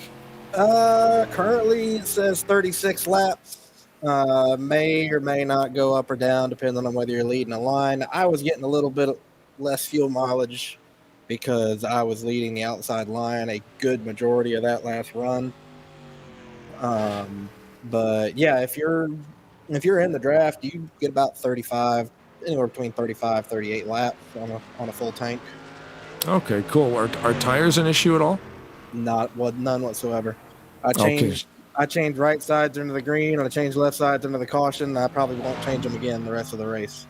Right, we've seen that happen a couple times. Guys are just kind of doing two at a time. So Yeah. what are the grooves like too? We're only seeing two really. Yeah, no, there's really only one. But if you get enough people in the second groove and the bottom has a checkup, then you can make some ground, but it's very, very hard to do it. You lose so much time in the turn that what you lost in the turn, you make up in the straightaway, but then you lose it right back in the next turn. They say there's no side drafting in our 2003, but I have found that not to be true. I have fully exploited the little known way to side draft. Does Yeah, side drafting work in this? I don't. It technically there is no such thing as side draft. Yeah. But if you get close enough to the cars on the inside lane, then you will catch a draft off the car that's in the front. That So makes the sense, side yeah. draft itself Because the does draft not would work, be like a but- funnel. Yeah, and so the side draft itself doesn't work, but the draft itself you can pick up some off the cars in front, and it's hilarious because it makes the cars on the inside lane nervous as all hell. It was fun to watch, yeah. I had one of them. He was hollering at me in the turns, "Give me room, give me room!" Like I hadn't touched you yet, so That's it. Hold your line, hold your line. That's the response to that. Yeah, we're there coming out of the turn 4 there now. They're getting ready to go green, so we're going to get you back out there so you can go racing. But I appreciate it, fellas. Thanks for. you gotta get a little more help on the outside groove. That's all. I'd love to have some more help up there, but I'm kind of stuck back in the back. All right. Well, good luck. Appreciate it. You can see the stats on the screen there. He's currently 29th overall, but he won last week with 276 points. And he also has only started two of the first four races, so That's not pretty good. not too bad with a league with about 100 entrants. So not too bad, not too bad. Thank you, Jonathan, for winning last week. I have a couple different screens set up depending on who we want to talk to. Christian Torres was actually going to be one of them, but he did not make the race this evening. That's got to make it tough when you don't make the race. And he finished second at Daytona, so Look at all those black flags popping up. That is what we call an administrator nightmare. yeah, I think that's just what you're going to find is that a lot of the cars that had pitted, and if they were able to stay on the lead lap, they're going to stay up there. But if you weren't, then you're going to take advantage of it, especially if you don't have to pit for quite a while. You're going to get out there, get your lap back, get on the lead lap, and then try to see what you can do it from there. Current leader right now is Denny Carroll. Right behind him is Ryzen Baker.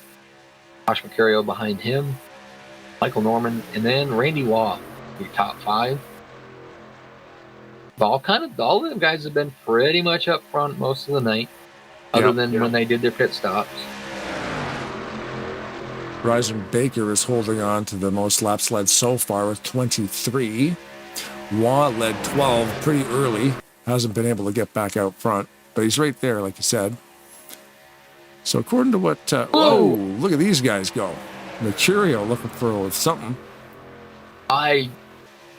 Mercurio went to the high side. I think Raisin was going to go with him. Then Mercurio went right back down, and he came back down. Raisin came back down from the high side. So they still just about a little over halfway to go of the distance to go. So it's unless you are in the points and you stay out there and try to lead the most laps, he's in a good position. You know, he's not being challenged at all on the outside. It might not be a bad idea to just stay right behind Denny Carroll and ride for a while. He might have been getting a little antsy too, because now that we're at lap 50, all sausages in the sausage carts are 50% off in the infield. Yeah, so he might have been like, "Ooh, it's break time," but no, we got racing to do. I got food on the mind. Food. Rick Johnson and that Husqvarna Chevy SS Impala. I believe it's Impala or SS. I'm not sure what they did call that car, but trying to get that outside groove to go. He's holding. It's moving. It's not really moving, but it's not really going anywhere. It's not going forward or backwards. The better view here is helicopter. You got to get enough people out there to commit to it. Notice from helicopter, yeah, like it moves into the corner and then it stalls. Yeah, and that's just the way the game. All the super speedways do. You get a better run in on the bottom. You get a better run out on the outside. But moving now. Yeah, you just got to get more cars to commit up there and stay up there. Problem with racers are they're very selfish. Mm-hmm. They get a chance to, maybe they can get a little bit more opportunity by dropping to the bottom. Some of them are going to take it. Josh Mercurial looking back on the outside there. Yeah. Bryson Baker kind of was going. They're kind of looking like they're keeping track of Ricky Johnson back there. He's starting to make up some time up there. They might be thinking about, we got to get out there in front of him before he gets up to the front. And he's probably thinking too, like, yeah, hey, Mercurio, if you want to pop out there, that just adds another one to that line. That'll help everybody. He might not be in front, but he'd be passing people. I've never thought that if I was a leader, and of course, I've never really tried to be out there and doing that. But they, you kind of usually don't like it when people pull up in front of you and stop you. That's true, yeah. Because right now, like you said, yeah, if I'm Rick Johnson and you started this, you're comfortable there. You don't want anybody getting in your way, but you also expect it to happen because those guys on that bottom line are seeing that. He's gained maybe 3 spots. What I was just about to say, but of course, then some of them abandoned it. They had more cars on the high side than they did at the bottom. They were actually starting to make up some ground, and just about the time I say it, some of the guys bailed out to go to the bottom. Yeah, he's been sitting right beside Waugh in the 21 there and hasn't really moved much past him. No, he hasn't really got up to Michael Norman yet. He's got almost to the front of Waugh's car, and then we've seen Mercurio and Raisin there just kind of make moves. So their spotters are looking back there, keeping an eye on them, letting them know where they're coming. I wouldn't be a bit surprised if they start making up some time, that you'll see those two guys abandon Denny Carroll and go up to the high side to try to take the lead. Yeah, maybe they mix it up and try something a little bit different. So I was surprised to hear, 35 laps to a tank of fuel. So that's why they were able to get about 40, 41 before that. Yeah. With the yellow flags and stuff. Yeah, you save a bit during the yellow flags. So in the garage, you were right then. It predicted the proper shot or the proper fuel consumption then. Yeah. Gives you a rough estimate, but that would have been like, hypothetically, if the race had started with Jessica, which we did start with her on the pole, if she had sat out front and just led the whole race, she might only have been able to do about maybe 32, 33. You'd lose that much more fuel being the one that pushes through the air. Right. A little update too, 10 laps ago, Elliott Small has retired as well. And the other car that has retired, Herbert Solomon. Cars not on the lead lap currently, Jacob Spalton, Benjamin Snyder, Guillermo Sanchez, Dylan Young, Cody Lamas, and R.J. Bishop. Everybody else, lead lap. That would be 32 cars on the lead lap. We've only had 4 cautions from the night, so they're racing respectable out there.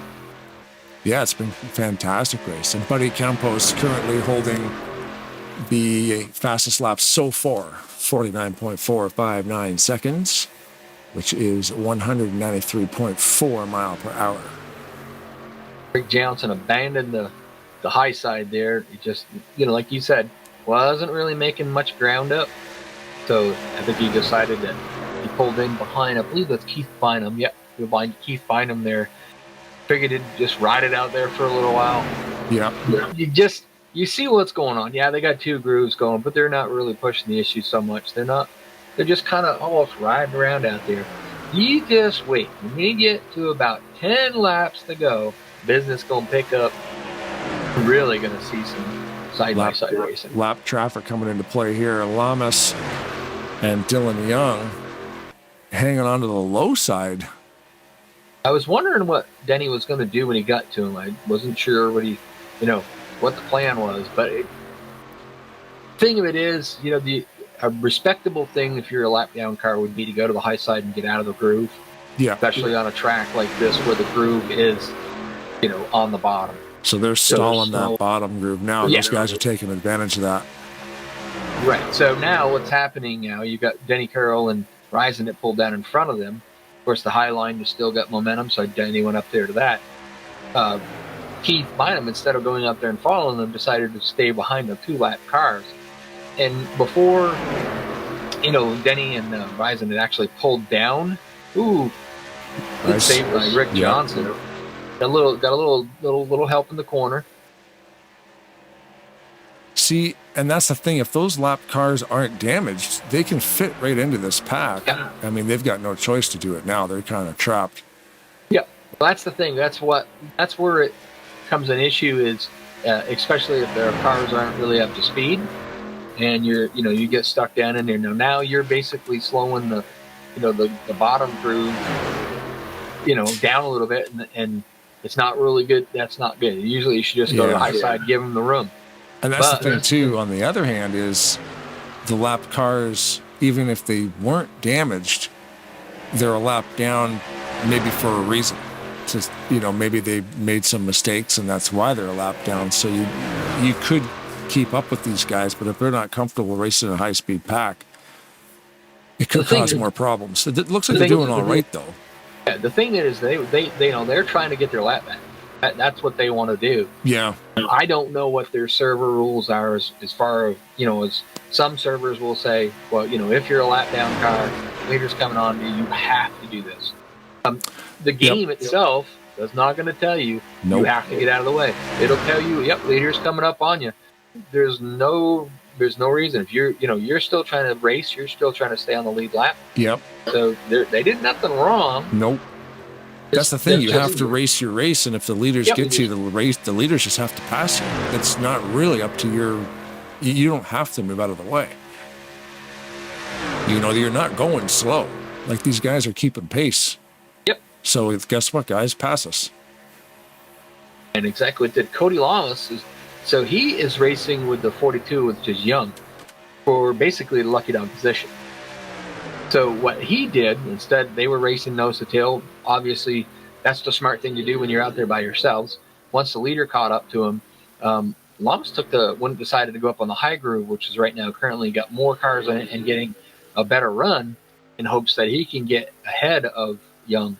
And if he does, that way, if the caution should fall, he'll be the lucky dog. If they can't get around Young, how many cars you think before they get down in front of him? Oh, maybe that's, yeah. Yeah, they tried. That looked like Michael Norman. If I'm speculating, it almost looked like Michael Norman. Spotter said he was clear, and he was not. No. Either that, or he may have got a bad bump too.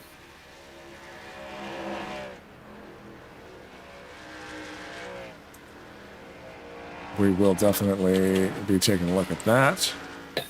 He'd got a bump in the corner. That would have explained why his car turned down.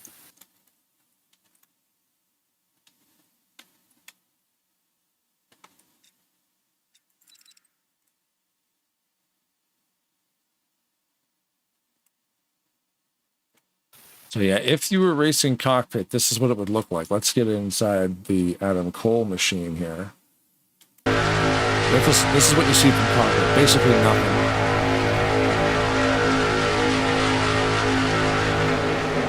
in my opinion, I think Nolan thought he had the room to come down, and he didn't. Cole took a bad hit there. There's a lot of cars involved in that. That's why they call it the big one. Yeah, that might be one of the big ones right there. See in the rearview mirror that there, when you look in the back, you could see Jessica Shelton was one of the ones that slowed down, made it through there because she didn't run into the wreck. She just stayed out of trouble. Now we get down to the point where we got about probably we're gonna have about 33, 32 laps. So ideally, you're gonna see most everybody go down pit road. Maybe tires, maybe not, depending on what they need. Damage if they got damage to repair. And now they'll probably go the distance with what they've got now. They don't believe that you'll see any of the front runners pit. That was a pretty big wreck. Yeah, there was a lot of even Rick. We were talking about Johnson, Rick Johnson, the 52. He's now been retired due to an accident. He got bashed. Was actually up on his end almost, and got clobbered a few times, real good. Just about the time that he had it squared away and straightened out, somebody would make sure that he didn't stop and kept him spinning, flipping and rolling. And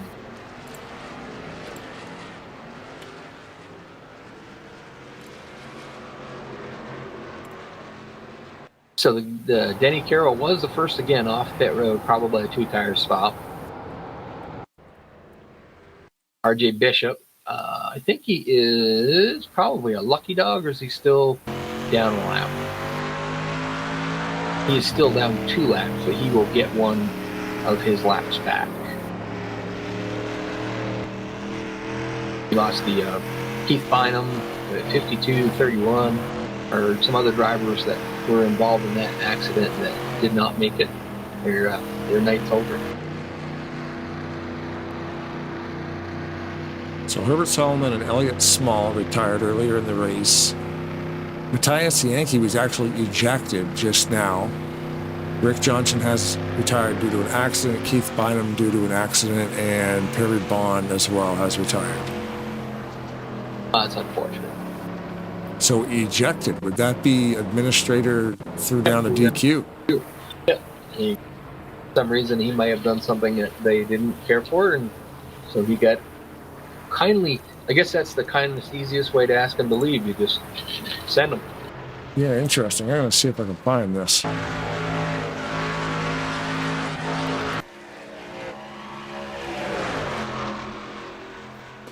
So here we are, we're back to Matthias Yankee in the 31 on the track under green flag conditions here.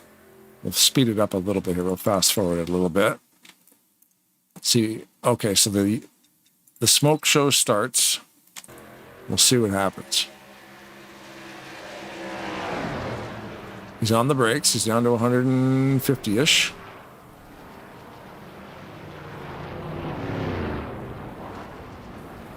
He got rear-ended and then crashed into a couple more cars. We don't make the calls either, so. Yeah. I mean, that, to me, that what, and then he disappeared. So he got ejected immediately after that. We are also not privy to TeamSpeak chatter. That is correct. I dare say language may have been an issue. That could have been it. I don't know, because he did nothing wrong. I'm looking at that. He got ejected from the race, and he actually got rear-ended checking up for the wreck, and everybody in that pack was actually checking up for the wreck. He didn't get clobbered. He just got bumped, but then he got shot into another car, which caused a couple of things. So he may have said something that got him ejected, not his actions in the car, but he may have disagreed with something that happened behind him. But even what happened behind him wasn't malicious at all. There's 40 cars, well, not anymore, but there was like about 38 cars on the track. Pace car is actually headed down pit road. Denny Carroll, your leader. Josh McCurry, second. Randy Waugh, Jonathan Peavy, we talked with him earlier. Garland Oakes is back there in the 5th spot, and Jessica Sheldon's currently in the 6th spot in the outside lane. Yep. Getting ready to go back. There would be the row I'm focused on because it's kind of in a nice spot. I kind of try to keep everybody on the screen there. Matt Scully and Noel Wetzel.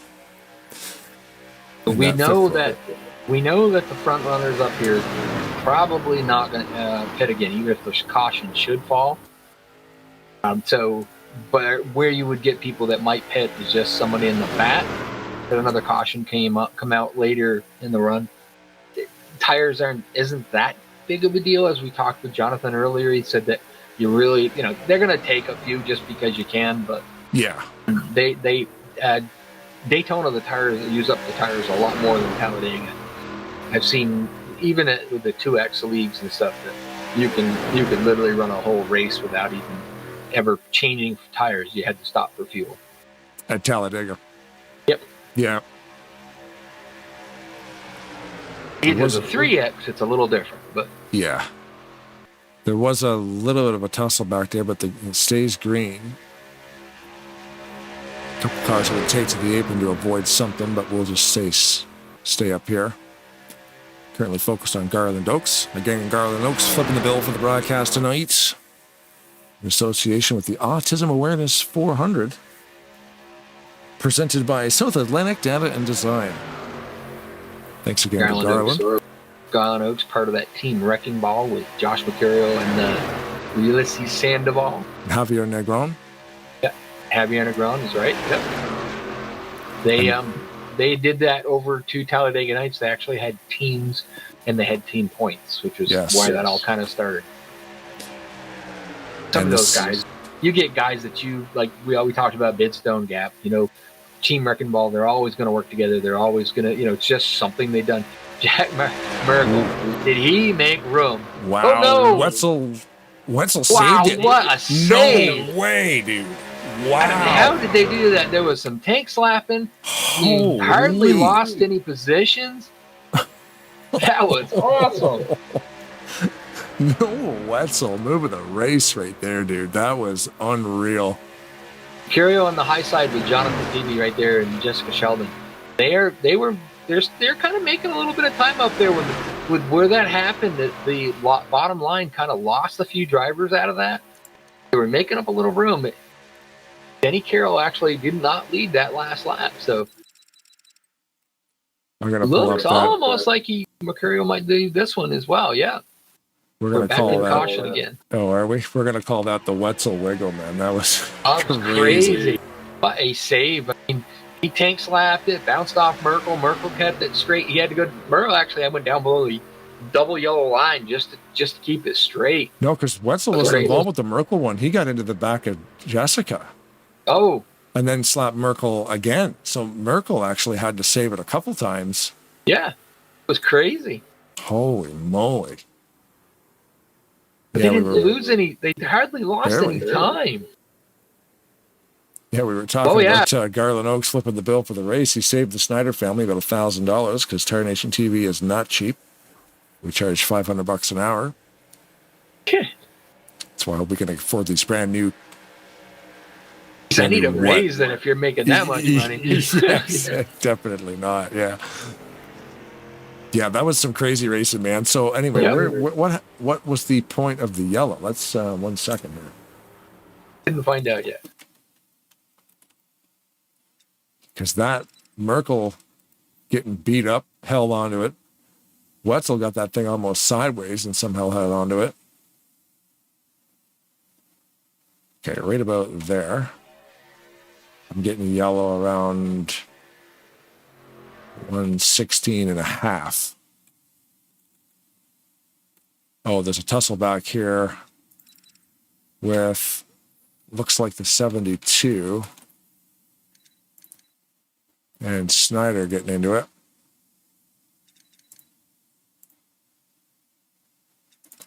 That wouldn't be yellow, would it? Oh, maybe it would be, yeah, because it... Oh, you also got to remember, this is a league where the yellow is pulled out by the admin. Correct, yeah, they're off the racing line, but if there's a rollover, they got to pull it. Yeah, and then depending on how many cars are involved or where it's involved and how it's involved. The 72 actually got back out onto the racing line. We talked about it, but Oscar Ramos Jr., the number 5, I like the looks of that car. It's a Vodafone car, which obviously is a company overseas. Yep. Company South overseas. America, But I've I always think, yeah. liked the Vodafone cars, no matter, just me. Just me. That's the thing. Yeah, it's a very simple design, but it's just cool. It's just a great design. I picked it up from the V8 Supercar, sorry. I was always a Winterbottom, Win Cup fan, and he always had the Vodafone sponsorship until they went to Red Bull. Okay.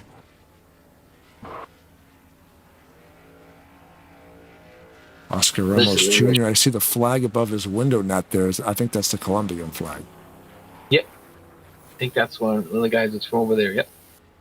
Driving a Holden. That'll tell you that might be, or is that the one from Australia?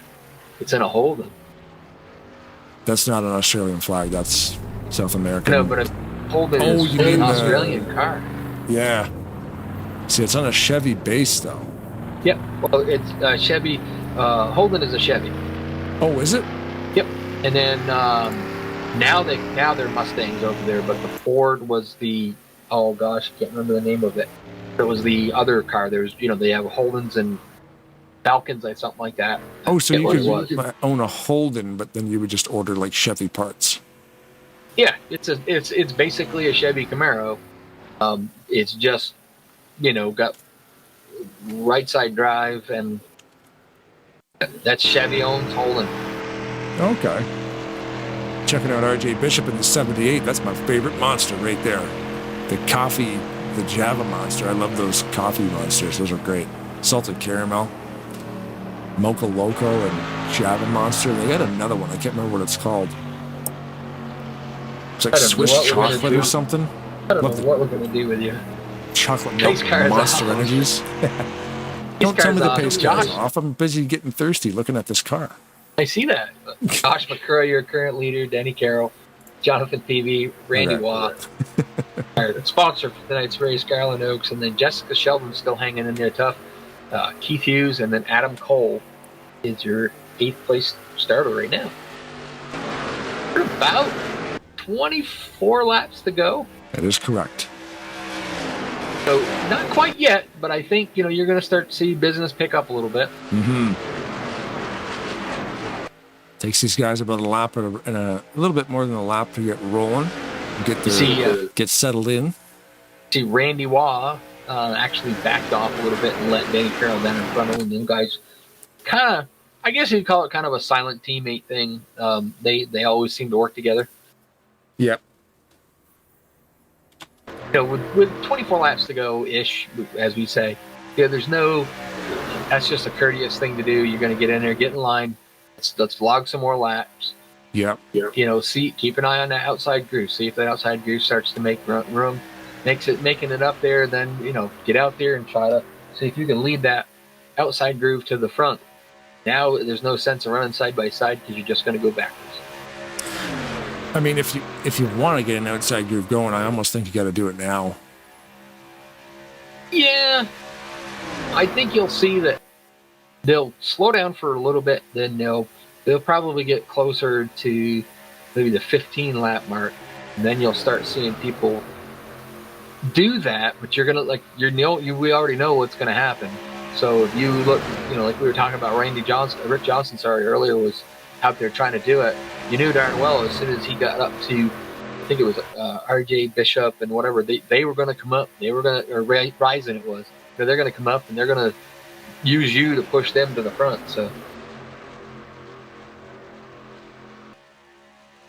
Matthias Yankee's actually in the YouTube chat. He says he got kicked for no reason. So yeah, I don't know. Might have been maybe it was a mistake. Yeah. Although one of the admins could have slipped and hit a button. That's the thing. I mean, everything's on a hotkey, right? If you hit the wrong button, and you start, you could accidentally boot somebody.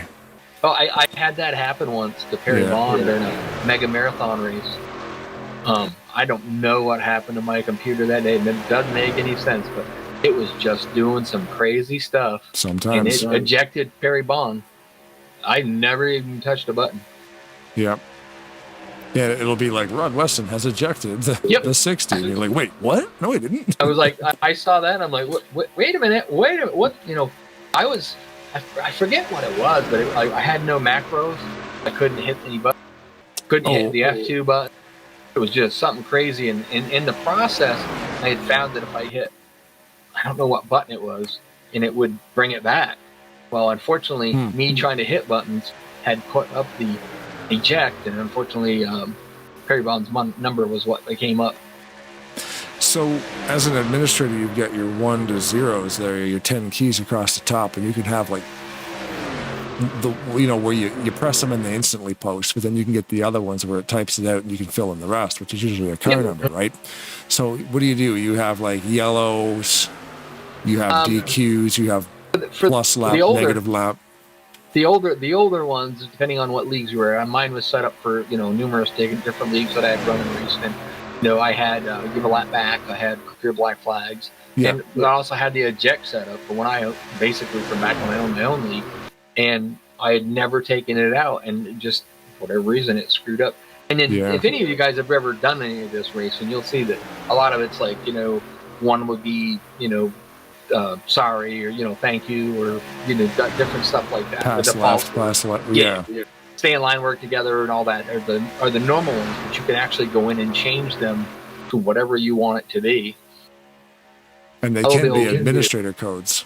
Yep, that's where you do clear black flags and stuff like that. You basically have the command set up, you hit it, and then you just got to type in the car number and hit the enter button. Because it is like exclamation point, whatever, and then it needs a number. It's exclamation point clear, or clear exclamation point / number sign and a number, or clear underscore black, I think is what it was. Right. And it's really, really hard thing to do. Now, downside to that too is when you're a sitting admin, you do not have the macros to use, so you have to type it off. Oh, okay. It only works in the car. Yep. These guys are looking around up front here.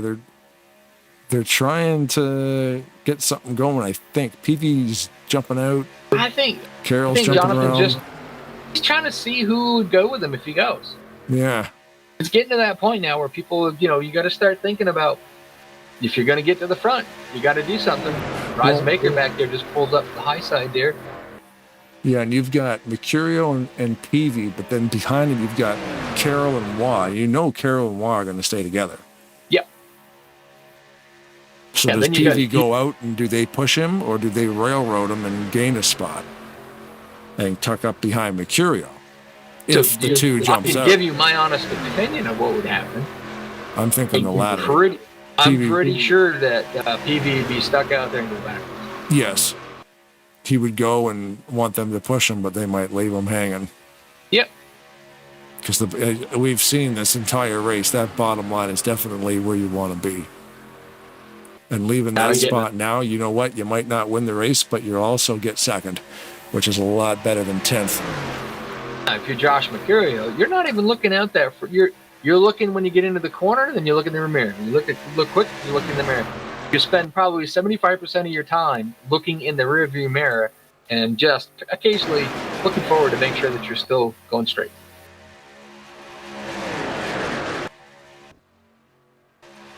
It's one of the things about racing and the super speedways that's never really thrilled me. It's not like a short track where you can, your own muscle and your own grit can get you to win.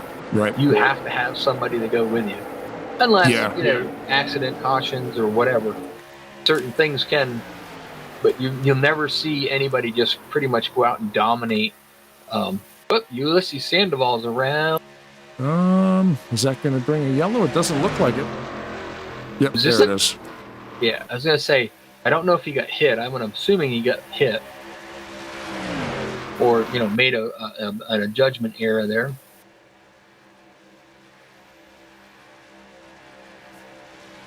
Ooh, he almost got the other guy, though. The Sunny Decarb looks like he went back across the track. We'll load up a replay here for you.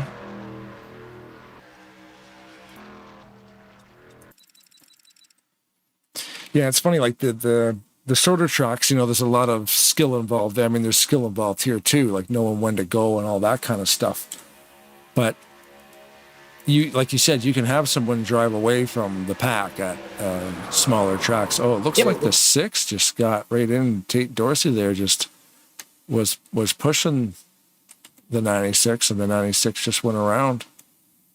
We're gonna be just 14 laps. Merkel. 14 laps when it comes down to it. So now, most of the guys that are up front pretty much are all going to stay out. But now you're going to have the outside group formed up for the restart. It'll be interesting to see if they can do something with it. That's just a bump draft gone wrong. Yeah. It's, you can sit there and say, well, he didn't do that right. It's hard. It's so easy to do that, and especially during the trioval is the wrong place to actually try to bump somebody. But you're getting down near the end of the race. Depending on, we don't know what view he's using. Well, and it can work because, I mean, like, a guy like Jeff Elliott's got steering assist cranked right up, so you could get right underneath him and not spin him in the trioval. And you knew that you could do that to guys like Jeff because that's how they had their controller set up, where you could take a push in a corner. Yeah, there was 2 guys that I raced with back in the day that's where I learned if you put a little bit of a steering assistance in that, will help you in the bump draft. Mm-hmm. They literally would they were so hard to beat, and they were literally pushing each other through the corners. It was crazy how good they were doing it, but it worked. Yeah. Nobody pitted that time by, so we pretty much figured, other than probably a few drivers from the back, we're going to be the lucky dog.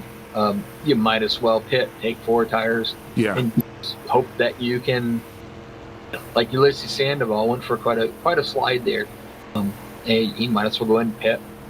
He's proud of the caution, so I don't believe he will be the lucky dog. He hit the wall pretty hard, but go in, fix it up, throw tires and fuel out of here, and hope for the best. He's one of the drivers that are running for the championship too, so he's got to, stay out and just do as much as he can.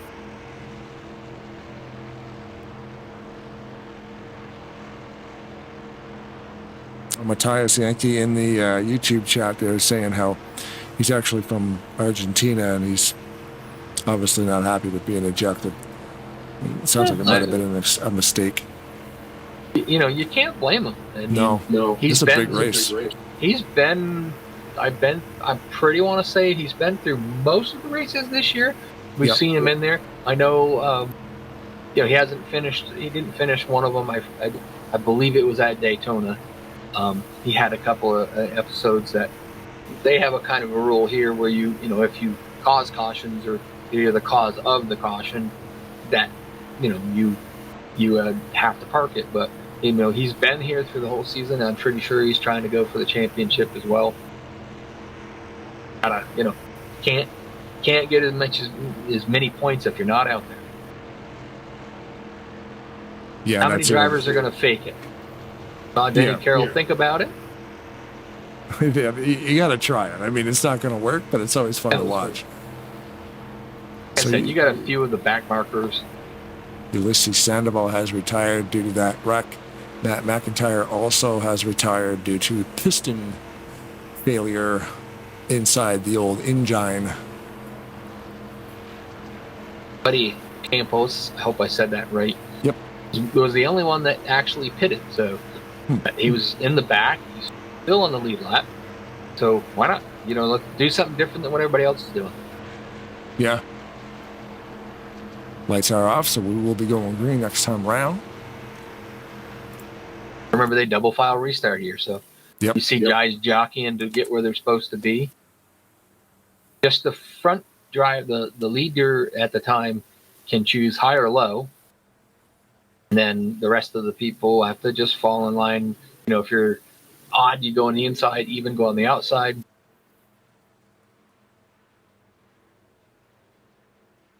Mackenzie is back in the YouTube chat.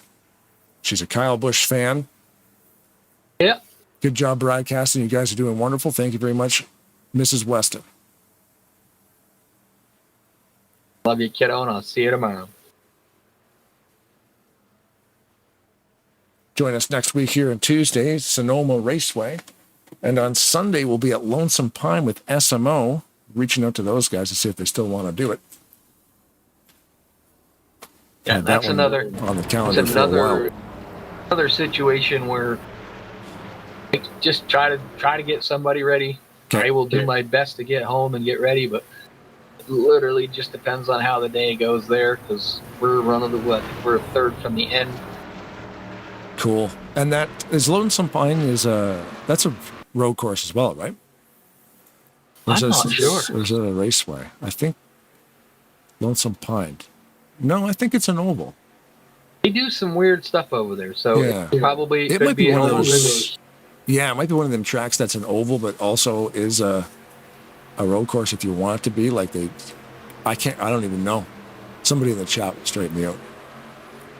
Ooh. Back under green. Peavy. Jonathan Peavy got a wicked good run on that start. Is that outside pass? Yeah, that is allowed to happen. Yep. Yeah. So he just read the green flag right and got a wicked run. I mean, I'm surprised he stayed up there. I'm surprised he hasn't pulled down in front of Josh McGrew, but he took the words out of my mouth. I would have thought he would have got out there and just gone to the bottom. That's what I thought was going to happen 100%, because he got a car and a half out in front. Easily could have pulled down. He could still do it now. Yeah, he's still out front. And you can't do it now. He's going into the turn he now. Did. No, he did. Mercurial got him. Oh, man, those guys did a good job holding on to that. Holy smokes. That was a late block, late move down, but they pulled it off. You can see him. He's zigzagging back and forth going into the triangle. He's just trying to find where the momentum's coming. Randy Waugh on the outside groove there's got ahead of the steam. I don't know. That's crazy. Yeah, I mean, I'm thinking that was wild. I'm surprised he went down so late. He could have done it way sooner and had the car settle a little bit earlier, but it worked. Somehow they made it work. Josh made it happen. Backed off just enough to let him in there. And now Peavy could win. He won last week at Dover. Looking for 2 in a row. Pole setter Jessica Shelton still out there, still running. Had a couple episodes a little bit earlier in the inside groove there, 4 back with still that Jocelyn Cross tribute car. Still hanging in there. You just got to be in it to win it, and you don't have to be leading this thing at the end.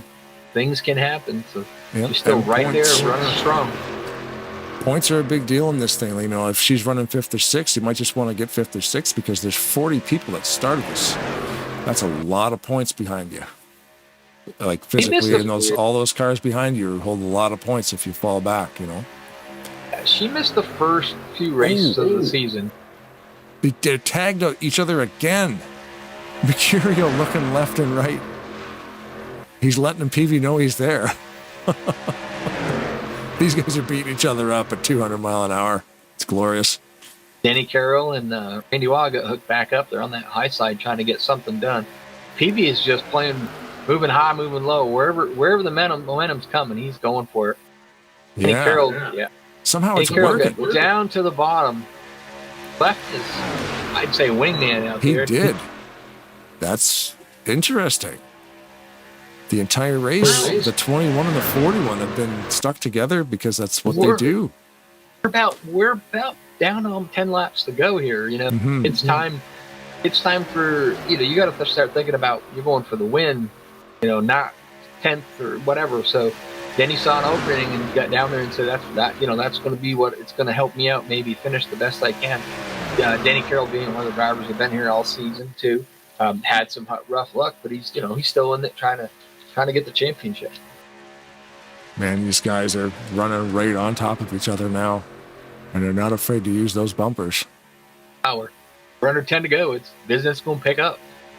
So 10 to go, we'll be racing back to the flag, and within 5, it's the point of no return here at Maverick. So If a yellow comes out now, they won't lift. They'll race back to get it, back to the line. And then within 5 to go, they don't even pull a flag. They just race to the checker. Outside line that doesn't have enough cars, and they're just not getting them that push that they need. So, we questioned Denny Carroll jumping down there and leaving his wingman out there, but so far it was the smart move to keep him up near the front. Yep. Yeah, because now Randy is being scored back in what's he going to be there now? 1, 2, 3, 4, probably about 8th. He's completely alone now. Yeah, it's hard, and people don't stay up there because it's not making up, they're not making enough time up. So when they see opportunity to drop low and think, wow, they can make up some ground, they do that. That's Sheldon pushing Josh Mercurio down that back straight. Two Toyotas just working together there. She was pushing him pretty hard. Yeah, with so many versions of Talladega, with the track and the setups of the cars, and they all run so different. And even the same track will run different every week. I don't know what it is. It's just weird sometimes. Yep. Because it's the driving styles of the drivers on the track, too. So Denny Carroll keeps poking out there and looking. Josh Mercurio was kind of deciding they might go with him, but I think it's a little too early. If you're up there at that front group, about 2 to go, I think 2, maybe 3 to go. You want to start, they're kind of seeing who will go with them, but they want to, you don't want to do it too soon. No, just if you go now, there's way too much time for somebody to line you up and take it back. Yep. And I think you'd find somebody would just leave you out there, hang out the drive, and you'd go backwards like Randy Watt did there. Randy's still hanging tough back there. He's not out of it. He's still back in 9th position the last time by. Considering he was in the top 3, top 4 up there. Now he's and they just found room at the bottom, tucked back in. 26 there, the Cheerios. I'm trying to think, is that a Toyota? Yeah, another Toyota. I'm talking about the 40, that lime green 43 of Allison Rodrigo, sitting back there in 6th. Been running top 10 for the last good chunk of this race. Not really making any crazy moves, but just kind of hanging out. Getting close to about 4 laps to go. So now, if you're gonna go, you've got to start making moves. You've got to start making it happen. And he's trying, going below the yellows. I don't know if they have a rule for that, but he wisely backed out of that one. Yeah, it's hard to make a pass down there, though. There's not a lot of, especially because it's flat. The only way he could really do it is on the back straightaway. His logic behind that is if he can push Jonathan Peavy up, he can get, he'll get the line to go by him. Now they're starting there. They go. Now he's got Carroll and Denny Carroll gone to the high side. Jessica Sheldon started to look like she was going to go up there, but she can see a position gains by staying on the bottom. So she's gone tucked in behind Jonathan Peavy. Yeah, I don't know. Tyson Baker, a crash in the back there. We're within 5, no yellow. I don't know about that top line. Randy Watt can get up behind that 43 and push. That top line's probably got a little better chance, but it depends. You got to see the few cars behind them. But currently, right now, they got one more car. Denny Carroll goes down to the bottom. Yeah, that just killed all that high line. I don't know about that top line, but it worked for Denny. He was able to time it perfectly. He's going back up there. You're gonna play. He's mirror driving right now. Whatever line is coming, he's going to go up there and stay up there, and he's going to try to use that momentum. Yeah, because he needs somebody to push him, because that's the only way you can do it at Talladega. If you get too far in front of somebody, you've got nothing there. You're going to go backwards.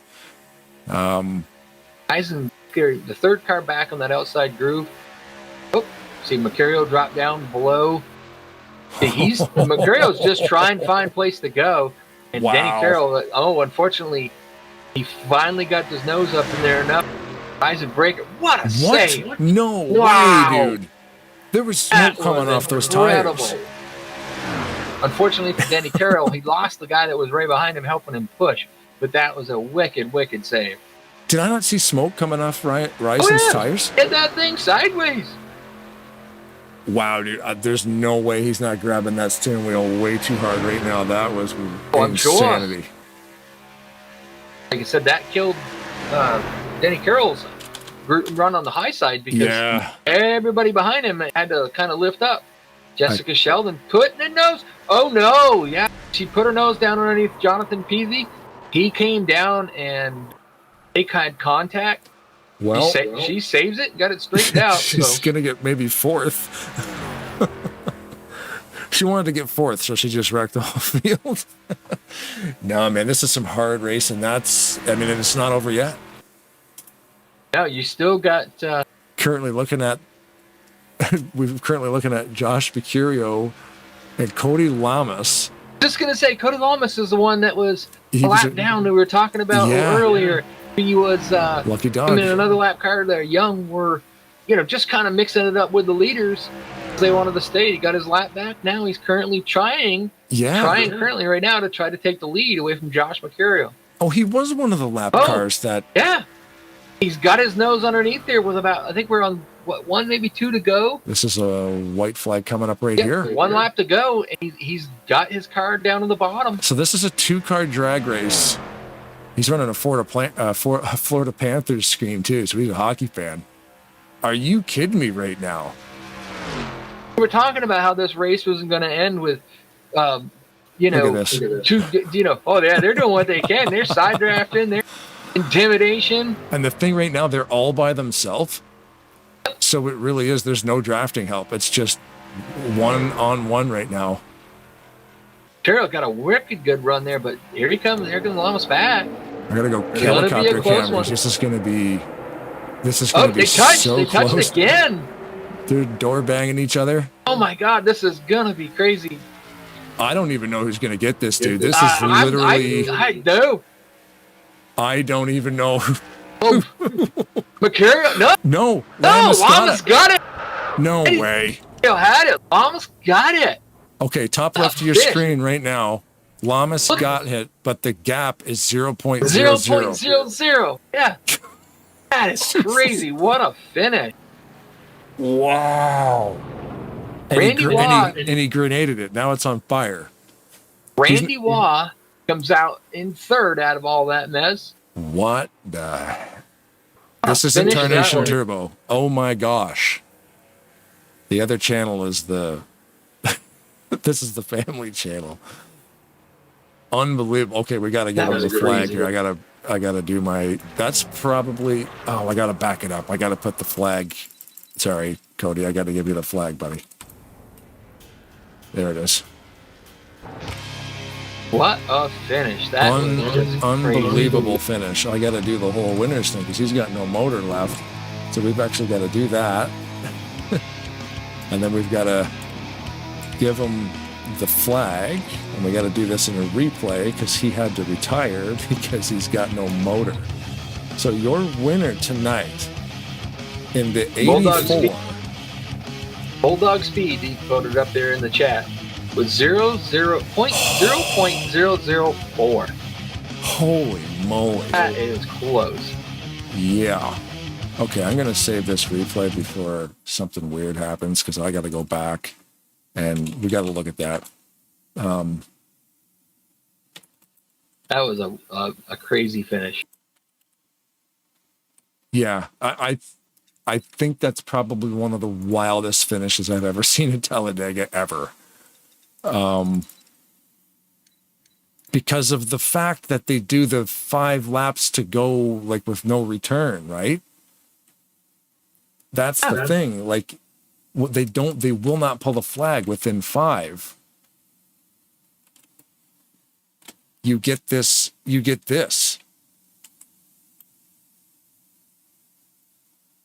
That was an epic battle between two Camrys there, I tell you. Absolutely phenomenal. And like I said, we were talking about Lamas earlier, who was a lap down car, in our own opinion, that he should have, that him and the young should have given a little bit more room and got out of the way. But he had a fast car. He proved it. Yeah. From the angle that we were looking at during the live broadcast, we couldn't tell who got it.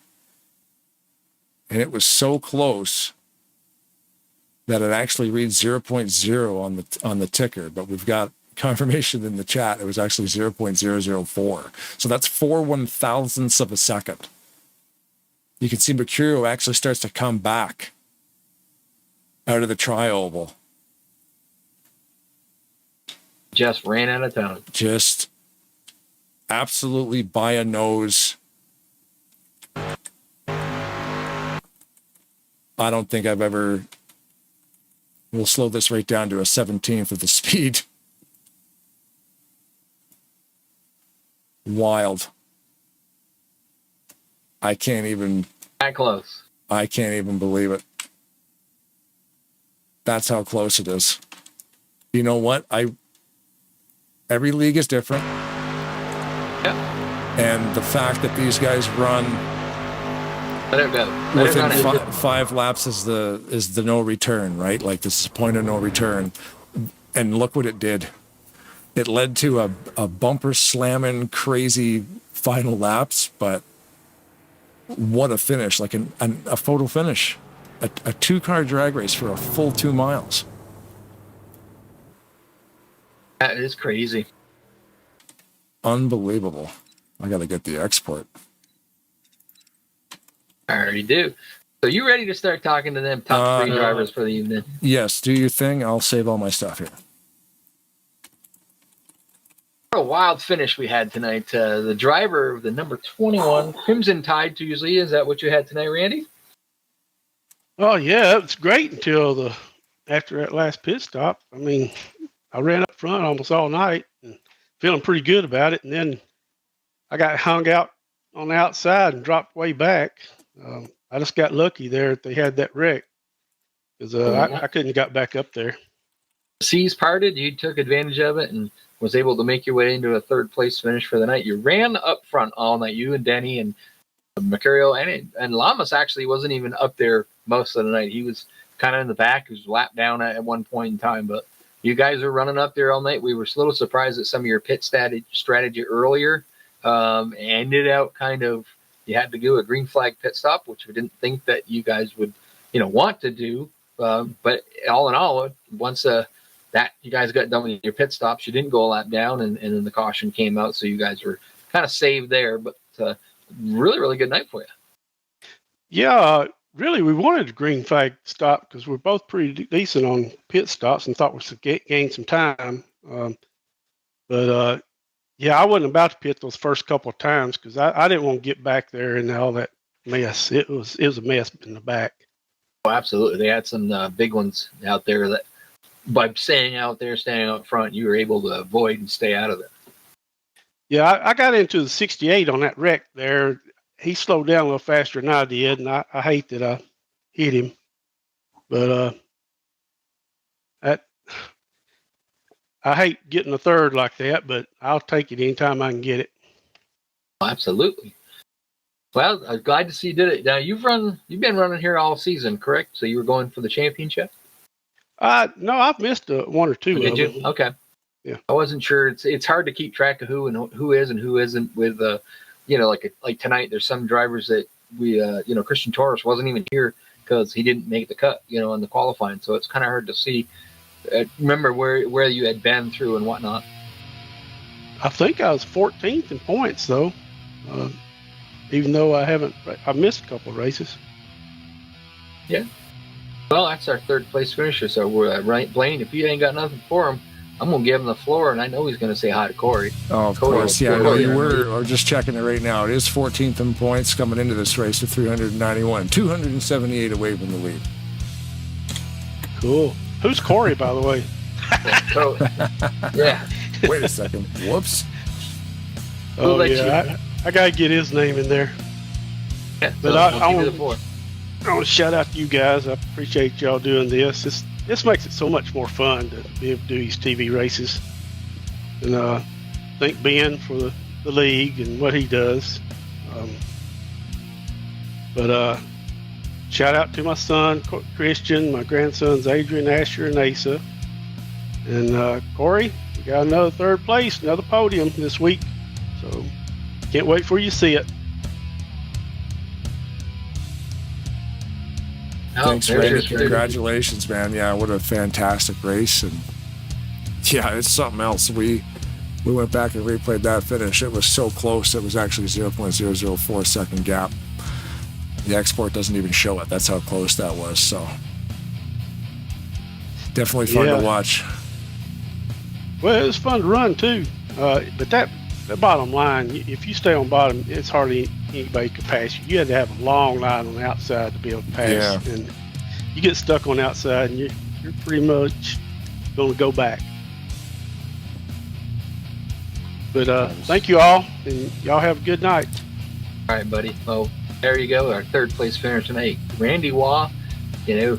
Go Corey. Dad did all right. Now we got our second place finisher, which we thought was going to win for a moment there.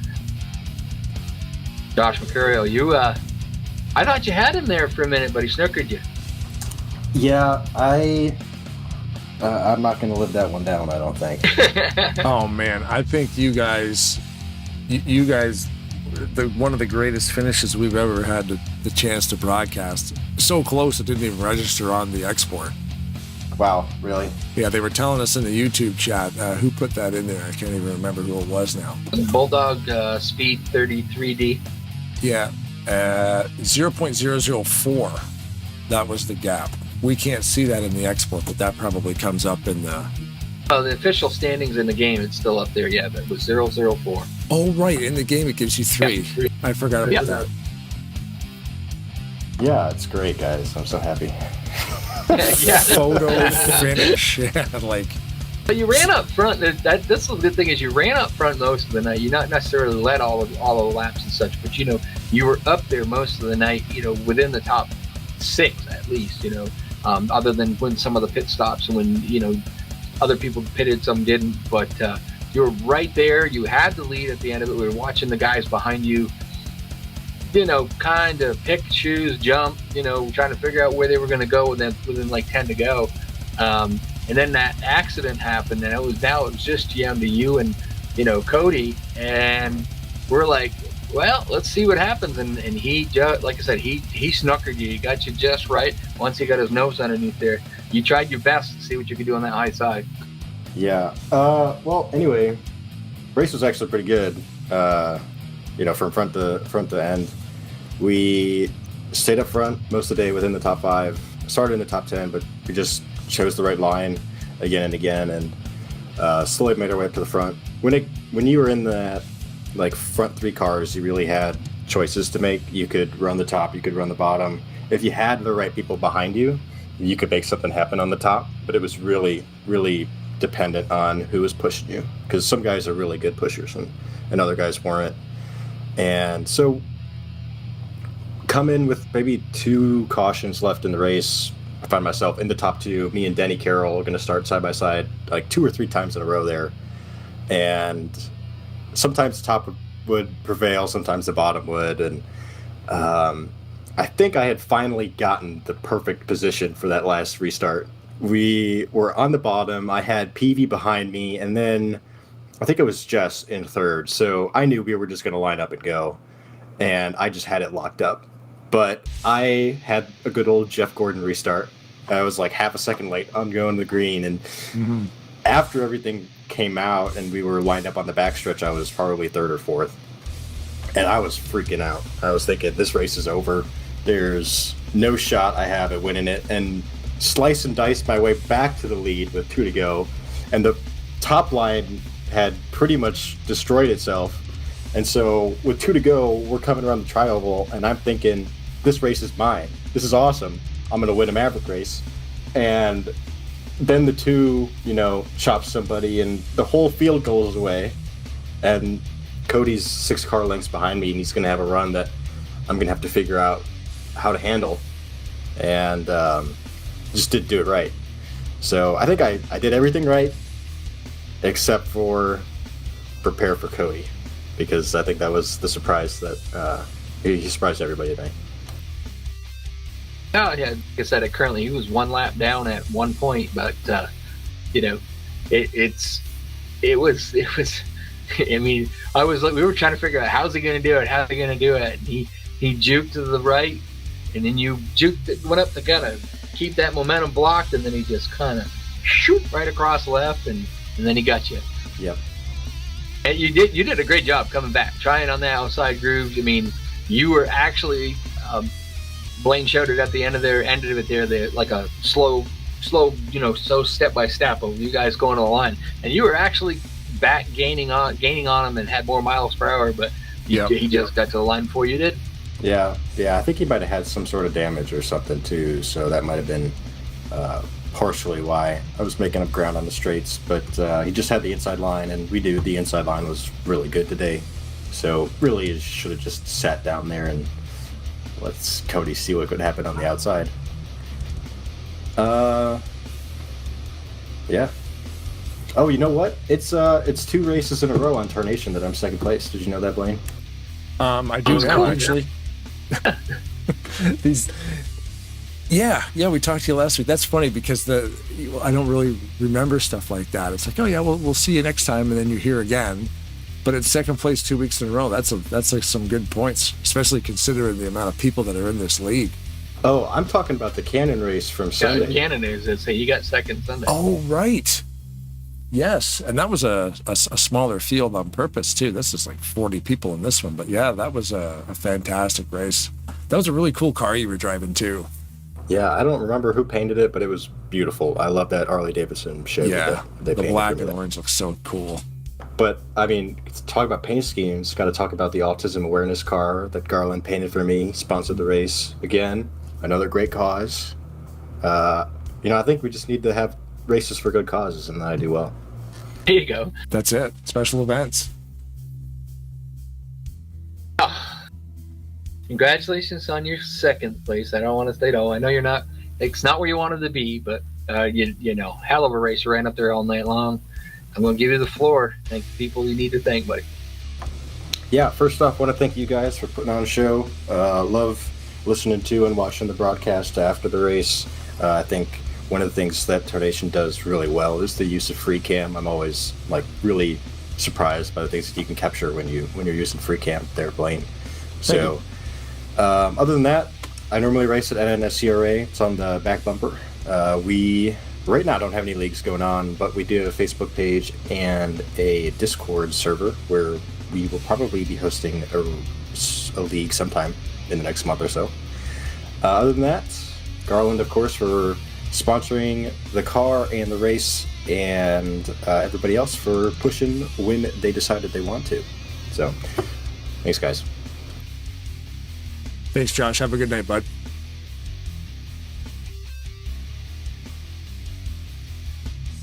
So now the guy that was a lap down, guy that we said, that was racing up in there, and he got back on the lead lap, comes up through. Don't forget, qualified 30th.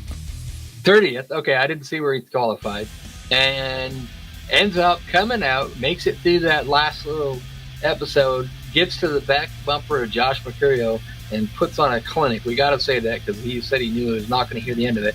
And you snookered him just right, got your nose underneath him, and was able to take the win. Yeah, you got that pretty much right. Pretty much right. I have to check my notes on that one, but it was actually 2 laps down when I was doing all that. But yeah, no. Yeah. I don't know really what to say. Ask away, man, because I got a lot of stories if you need them. The finish, okay, when it got done, the export says that it was 0.00. Of course, the export doesn't give you the last digit, but it was 0.004 seconds, above thousands of seconds. I mean, he was actually gaining on you just a little bit on the outside. You got to the line before he did. We were applauding. It was a great finish. Yeah, that all stemmed from when I had that when the wreck happened when I was battling as a lap down car. I got the type of damage that you can't repair, but it wasn't bad, but it wasn't it was you could notice it, but it was you couldn't repair it because it was just one of them NR things. Yeah. So when I made the move on the front stretch, I'm kind of surprised I got underneath them. I made sure, I love Josh. We raced a long time. I didn't want to do anything dirty. I didn't want to make anything dramatic. And I was kind of shocked when I got underneath him there. And then when I went down the backstretch, I said to myself, yeah, this fake damage is definitely hurting it. So I'm going to have to time my doors lightly and cleanly as the best as I can to see if I could slow down his momentum. And I believe I hit him once off of turn 4, but then, like you said, he got a little bit of a run. So I was like, I really don't want to do it again, but I'll give him a little love nudge again, and then I was just able to eke it out just enough balance-wise to do it. I think there was 3 door jams on the last lap. Yeah, I made sure to make them as like non-egregious as possible, where I didn't just like shove him up the track. Oh no. You gotta do that. Yeah, I wanted to make sure it was definitely a clean one, and because we've seen how some of these plate races could end. But yeah, out of all the bad luck and wins I've kind of either thrown or got taken out of in this series, that one to be the first one, I'm kind of in shock. Is it poetic justice? I don't know. Because it was a long afternoon, we'll say that, or evening. Is this your first win ever over here at Maverick? Or? Yes. Nice. I had a third in a couple seconds between the first 2 seasons, and then the third season, I had a chance at Michigan to win, but threw that one away.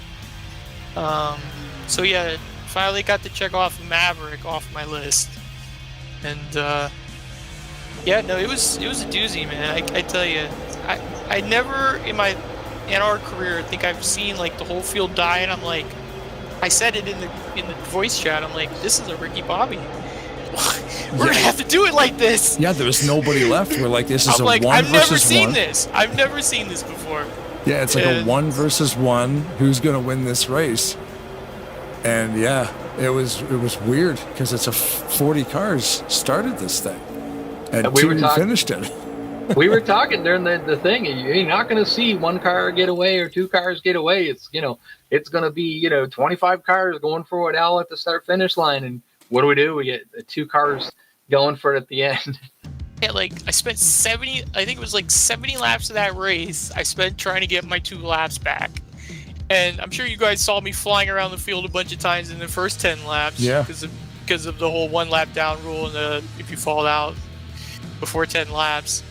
And then I fell out again, and then I had that long green flag run, and I'm like, here we go again. The race is going to be clean, of course, because, I'm not going to have a chance.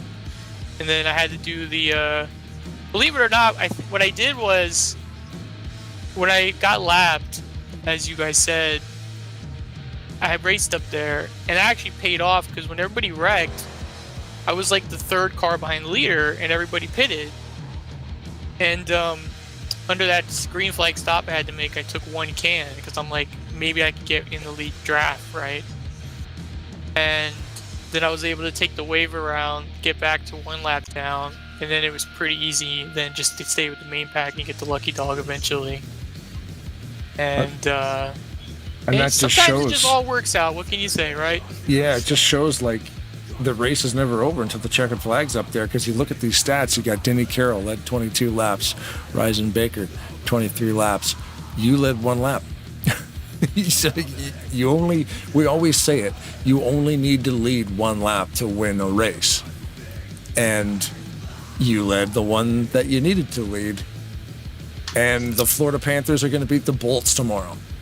Yes, let's hope. Even though my favorite player got suspended again, but hey, it was worth it. It was worth the hit. But yeah. I mean, it's crazy, man, how just things work out like that. And yeah, stay in, man. Like some guys get angry early, they get in a wreck, and then they retire. Or oh man, the car's not running, and they just retire. You're like, look, it's still running. Let's just drive it and see what happens. And then you end up finding your way to the front. And yeah, because usually, if you're finishing, sorry, I didn't mean to cut you off. Oh no, go ahead. No, I was gonna say, because usually I'm just like, oh, whatever, I'll just let the lead pack go.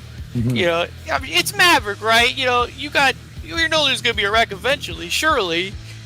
But that race was pretty good. Give credit to everybody, and Great race. I just had to do it. I rarely do it. Sometimes you got to pull out the old card from your pocket, and you gotta do it. You gotta go out there and race as a lap car. A lap car that wins the thing, especially a 94 lap race. This is not like, is that, I mean, what's the longest? I mean, I guess the time frame's the same because they did run 1X, so you didn't have to pit as much. So the race still took a couple hours. It's usually about a 2-hour drive. It just seems so much longer on Talladega because it is such a fast track and such a stressful type of race, the super speedway style, because you're on top of everybody the whole time. You know, it's not like a Richmond or a kind of track like that where you sort of can get spaced out and just start picking away at it. Like you're always going to be in a hornet's nest.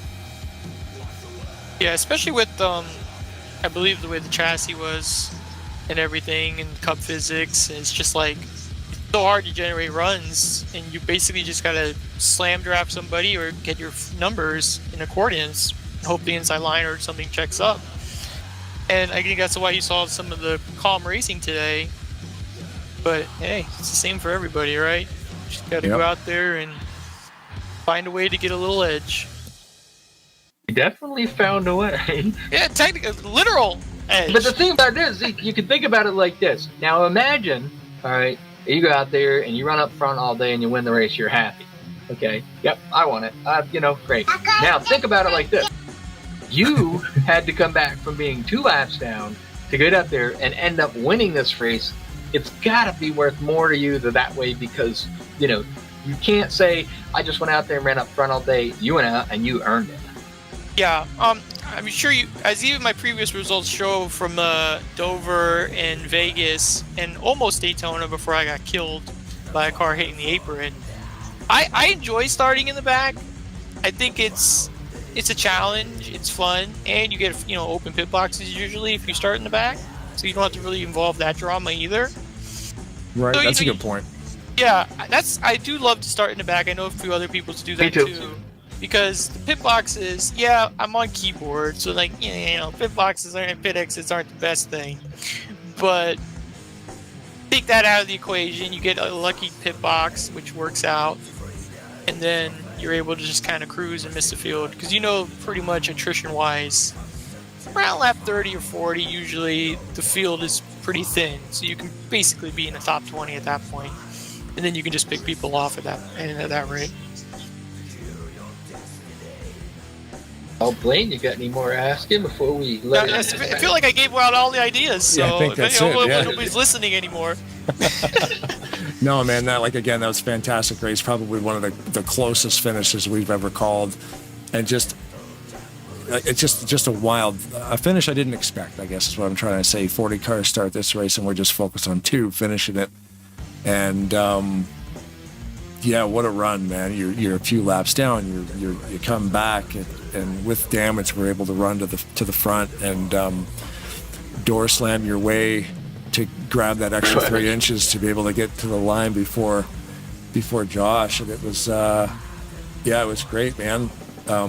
We'll wrap this thing up if you want to do your final thoughts and do your thing. Final thoughts is thanks for you guys for broadcasting. It's always nice to have people broadcasting and people who stream it also. Everybody, it's just the races are fun to go back and watch. Thanks to who am I on? The Durburger Fortnite Racing, one of them, some team, I don't even. It's one of them. I can't remember, but and shout out to the Florida Panthers, man. Hopefully we're able to finish this game off tomorrow, and then I can be even more stress free until we play Toronto or whoever next. Yeah, Toronto. I don't know, man. Or Ottawa. Maybe they'll blow it. Hey, maybe they'll blow it. That'd be funny. The Leafs will blow it every time. It's so funny. They got so many Leafs fans at work, and they're like, "Oh yeah, we got them with 3-0." I'm like, "Son, we got Leafs will choke every time." So, and the funny thing too with the Leafs, they've actually never won They've never won 3 rounds ever in the history of the team, like 100 years. They've never won 3 rounds. Because the year that they won the cup in 67, there was only like 12 teams or 16 teams or something. So you didn't need to win 4 rounds to win the cup. You only had to win 2.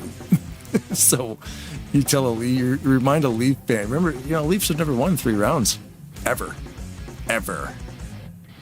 Yeah, it's hard to believe. I didn't know that. I was like, wait, It's fun to remind them those things. It's such a weird stat. I'm like, yeah, they won so long ago. There wasn't like 30-something teams in the league. There was only a few dozen, like a couple of, I don't even know how many teams were around in 67, but they only needed to win 2 rounds to win the cup.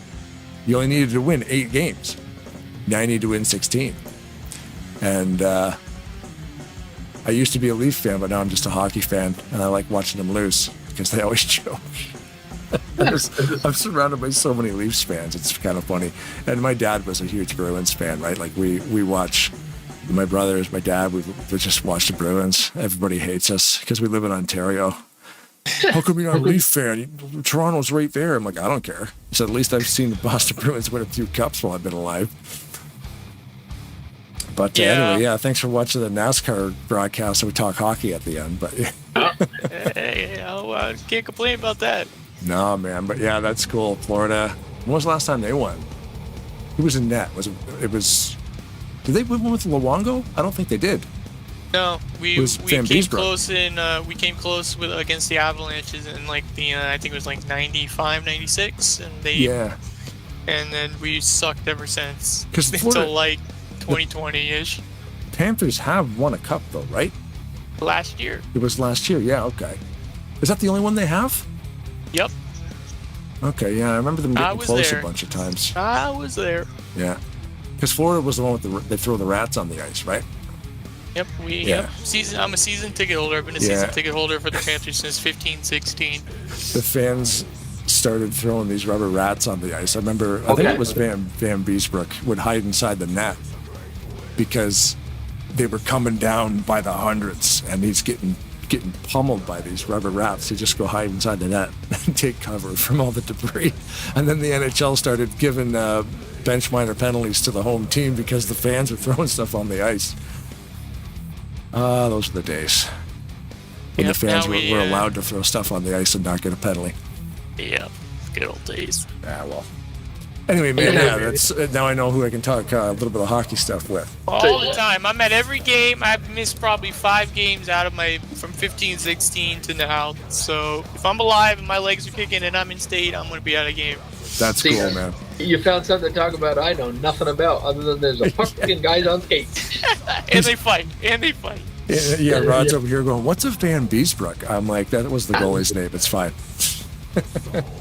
Can't remember. You want to talk NASCAR? Well, we can have a conversation. I don't know hockey. What was Van Beesbrook's first name? I can't remember. John Van Beesbrook. Was it? Yep. Okay. Yeah, it was. Okay. Yeah, and then there was Roberto Luongo because you got him from Vancouver. Yep. Yeah, correct. I remember when Florida was an expansion team. That's how old I am. And the Sharks. I remember when they were an expansion team too. Now they've just been around for 20 years and nobody knew that. But yeah, it's kind of neat to watch those teams kind of come in and actually do good. But yeah, there's Hockey Talk. Thanks for listening to Tarnation TV. Listen to the hockey podcast. We'll do it at the end. Do it at the end of the broadcast. Everybody already disconnected. But yeah, man, we'll kick you out of here. We'll wrap this thing up. Thanks, Cody. Congratulations. All right. Congratulations, Thanks, guys. There you go. All right. Notable things that I want to mention just before we close this down. Nate Balzers was in the chat tonight. Yes. Glad to see he's up and he's doing well. Hopefully he's getting a lot better. My friend Sonia Cross was on there.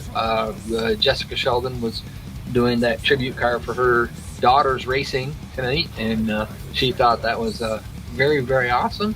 She thought that was pretty cool. So, and of course, I got to say hi to Mackenzie. A little pain in the butt.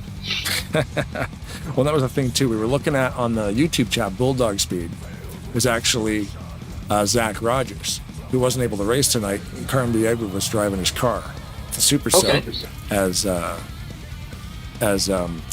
Benjamin called him. Carnby just kind of drives everybody's car, so that was cool. And then, it's Dale Earnhardt's birthday today. And I noticed another thing I wrote down that Ben mentioned before the race that sort of related to the race we did on Sunday. The only retired number at Maverick is 416, which was Audrey Waite's number. Audrey Waite's number. He was the guy that passed away at ASR and was kind of like their setup guru. The only number that Maverick has retired was the 416, so I thought that was kind of neat. I wrote that down. But, cool. Sorry, did I step on you? Were you done? No. It was a great race. Yeah. I think we had 7 cautions over the night. Green flag pit stops, long green run, different strategies. Guys that run up front all night that still finished up there, and a guy that was laps down managed to make his way back up through there and come through and win it. I mean, what a great race. Yeah. 7 cautions for 20 laps out of 94 laps. Only 20 of them were under yellow, and we had 13 lead changes, which consisted of 9 drivers. So yeah, it was definitely a great event.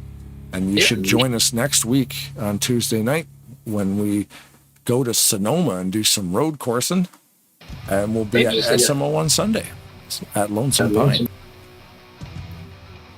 Sounds like fun. I can't wait to see him run that carousel. That was always my favorite version. Mm-hmm. Yes. Yeah, I believe that's the one they're running, the long version, I believe. Yep. But yeah, man, thanks again for helping with the co-hosting duties. Absolutely.